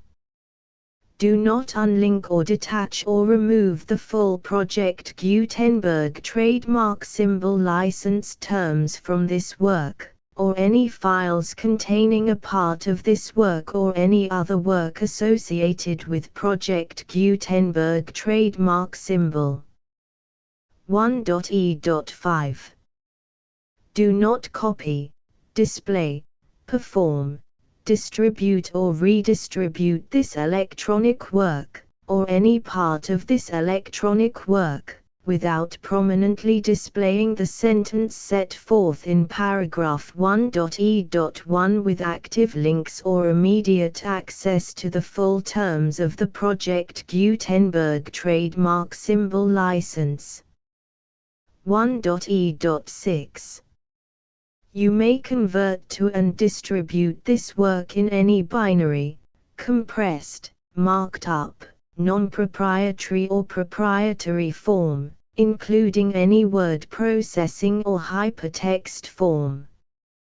However, If you provide access to or distribute copies of a Project Gutenberg trademark symbol work in a format other than plain vanilla ASCII or other format used in the official version posted on the official Project Gutenberg trademark symbol website, www.gutenberg.org, you must, at no additional cost, fee or expense to the user, provide a copy, a means of exporting a copy, or a means of obtaining a copy upon request, of the work in its original plain vanilla ASCII or other form. Any alternate format must include the full Project Gutenberg trademark symbol license as specified in paragraph 1.e.1. 1.e.7. Do not charge a fee for access to, viewing, displaying, performing, copying or distributing any Project Gutenberg trademark symbol works unless you comply with paragraph 1.e.8 or 1.e.9. 1.e.8. You may charge a reasonable fee for copies of or providing access to or distributing Project Gutenberg trademark symbol electronic works provided that you pay a royalty fee of 20% of the gross profits you derive from the use of Project Gutenberg trademark symbol works calculated using the method you already use to calculate your applicable taxes. The fee is owed to the owner of the Project Gutenberg trademark symbol trademark, but he has agreed to donate royalties under this paragraph to the Project Gutenberg Literary Archive Foundation. Royalty payments must be paid within 60 days following each date on which you prepare, or are legally required to prepare, your periodic tax returns. Royalty payments should be clearly marked as such and sent to the Project Gutenberg Literary Archive Foundation at the address specified in Section 4, Information about donations to the Project Gutenberg Literary Archive Foundation. You provide a full refund of any money paid by a user who notifies you in writing, or by email, within 30 days of receipt that he does not agree to the terms of the full Project Gutenberg trademark symbol license. You must require such a user to return or destroy all copies of the works possessed in a physical medium and discontinue all use of and all access to other copies of Project Gutenberg trademark symbol works. You provide, in accordance with paragraph 1.f.3, a full refund of any money paid for a work or a replacement copy, if a defect in the electronic work is discovered and reported to you within 90 days of receipt of the work. You comply with all other terms of this agreement for free distribution of Project Gutenberg trademark symbol works. 1.e.9. If you wish to charge a fee or distribute a Project Gutenberg trademark symbol electronic work or group of works on different terms than are set forth in this agreement, you must obtain permission in writing from the Project Gutenberg Literary Archive Foundation, the manager of the Project Gutenberg trademark symbol trademark. Contact the Foundation as set forth in Section 3 below. 1.f1.f.1. Project Gutenberg volunteers and employees expend considerable effort to identify, do copyright research on, transcribe and proofread works not protected by U.S. copyright law in creating the Project Gutenberg trademark symbol collection. Despite these efforts, Project Gutenberg trademark symbol electronic works, and the medium on which they may be stored, may contain defects such as, but not limited to, incomplete, inaccurate or corrupt data, transcription errors, a copyright or other intellectual property infringement, a defective or damaged disk or other medium, a computer virus, or computer codes that damage or cannot be read by your equipment. 1.f.2 Limited warranty. Disclaimer of damages, except for the right of replacement or refund described in paragraph 1.f.3. The Project Gutenberg Literary Archive Foundation, the owner of the Project Gutenberg trademark symbol trademark, and any other party distributing a Project Gutenberg trademark symbol electronic work under this agreement, disclaim all liability to you for damages, costs and expenses, including legal fees. You agree that you have no remedies for negligence, strict liability, breach of warranty or breach of contract except those provided in paragraph 1.f.3. You agree that the Foundation, the trademark owner, and any distributor under this agreement will not be liable to you for actual, direct, indirect, consequential, punitive or incidental damages even if you give notice of the possibility of such damage. 1.f.3 Limited right of replacement or refund. If you discover a defect in this electronic work within 90 days of receiving it, you can receive a refund of the money, if any, you paid for it by sending a written explanation to the person you received the work from. If you received the work on a physical medium, you must return the medium with your written explanation. The person or entity that provided you with the defective work may elect to provide a replacement copy in lieu of a refund.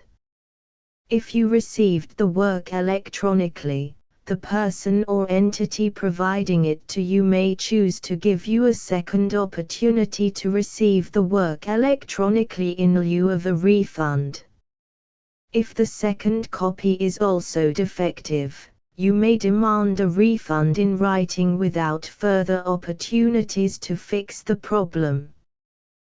1.f.4 Except for the limited right of replacement or refund set forth in paragraph 1.f.3, this work is provided to you as is, with no other warranties of any kind, express or implied, including but not limited to warranties of merchantability or fitness for any purpose. 1.f.5 Some states do not allow disclaimers of certain implied warranties or the exclusion or limitation of certain types of damages.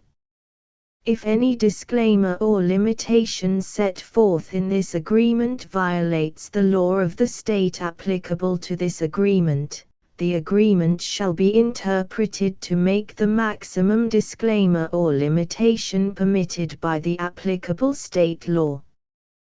The invalidity or unenforceability of any provision of this agreement shall not void the remaining provisions. 1.f.6 Indemnity. You agree to indemnify and hold the Foundation, the trademark owner, any agent or employee of the Foundation, anyone providing copies of Project Gutenberg trademark symbol electronic works in accordance with this agreement, and any volunteers associated with the production, promotion and distribution of Project Gutenberg trademark symbol electronic works, harmless from all liability, costs and expenses, including legal fees, that arise directly or indirectly from any of the following which you do or cause to occur. A. Distribution of this or any Project Gutenberg trademark symbol work. B. Alteration, modification, or additions or deletions to any Project Gutenberg trademark symbol work, and C. Any defect you cause. Section 2. Information about the mission of Project Gutenberg trademark symbol. Project Gutenberg trademark symbol is synonymous with the free distribution of electronic works in formats readable by the widest variety of computers, including obsolete, old, middle-aged and new computers. It exists because of the efforts of hundreds of volunteers and donations from people in all walks of life. Volunteers and financial support to provide volunteers with the assistance they need are critical to reaching Project Gutenberg trademark symbol's goals and ensuring that the Project Gutenberg trademark symbol collection will remain freely available for generations to come. In 2001, the Project Gutenberg Literary Archive Foundation was created to provide a secure and permanent future for Project Gutenberg trademark symbol and future generations. To learn more about the Project Gutenberg Literary Archive Foundation and how your efforts and donations can help, see sections 3 and 4 and the Foundation information page at www.gutenberg.org. Section 3. Information about the Project Gutenberg Literary Archive Foundation. The Project Gutenberg Literary Archive Foundation is a non-profit 501(c)(3) educational corporation organized under the laws of the state of Mississippi and granted tax-exempt status by the Internal Revenue Service. The Foundation's IN or Federal Tax Identification Number is 64-6221541. Contributions to the Project Gutenberg Literary Archive Foundation are tax-deductible to the full extent permitted by U.S. federal laws and your state's laws. The Foundation's business office is located at 809 North 1500 West, Salt Lake City, UT 84116, 801-596-1887. Email contact links and up-to-date contact information can be found at the Foundation's website and official page at www.gutenberg.org/contact section 4. Information about donations to the Project Gutenberg Literary Archive Foundation. Project Gutenberg trademark symbol depends upon and cannot survive without widespread public support and donations to carry out its mission of increasing the number of public domain and licensed works that can be freely distributed in machine-readable form accessible by the widest array of equipment, including outdated equipment. Many small donations, $1 to $5,000, are particularly important to maintaining tax-exempt status with the IRS. The Foundation is committed to complying with the laws regulating charities and charitable donations in all 50 states of the United States. Compliance requirements are not uniform and it takes a considerable effort, much paperwork and many fees to meet and keep up with these requirements. We do not solicit donations in locations where we have not received written confirmation of compliance. To send donations or determine the status of compliance for any particular state, visit www.gutenberg.org/donate. While we cannot and do not solicit contributions from states where we have not met the solicitation requirements, we know of no prohibition against accepting unsolicited donations from donors in such states who approach us with offers to donate. International donations are gratefully accepted, but we cannot make any statements concerning tax treatment of donations received from outside the United States. U.S. laws alone swamp our small staff. Please check the Project Gutenberg web pages for current donation methods and addresses. Donations are accepted in a number of other ways, including checks, online payments and credit card donations. To donate, please visit www.gutenberg.org/donate. Section 5. General information about Project Gutenberg trademark symbol Electronic Works. Professor Michael S. Hart was the originator of the Project Gutenberg trademark symbol concept of a library of electronic works that could be freely shared with anyone. For 40 years, he produced and distributed Project Gutenberg trademark symbol ebooks with only a loose network of volunteer support. Project Gutenberg trademark symbol ebooks are often created from several printed editions, all of which are confirmed as not protected by copyright in the US unless a copyright notice is included. Thus, we do not necessarily keep ebooks in compliance with any particular paper edition. Most people start at our website, which has the main PG search facility, www.gutenberg.org. This website includes information about Project Gutenberg trademark symbol, including how to make donations to the Project Gutenberg Literary Archive Foundation, how to help produce our new ebooks, and how to subscribe to our email newsletter to hear about new ebooks.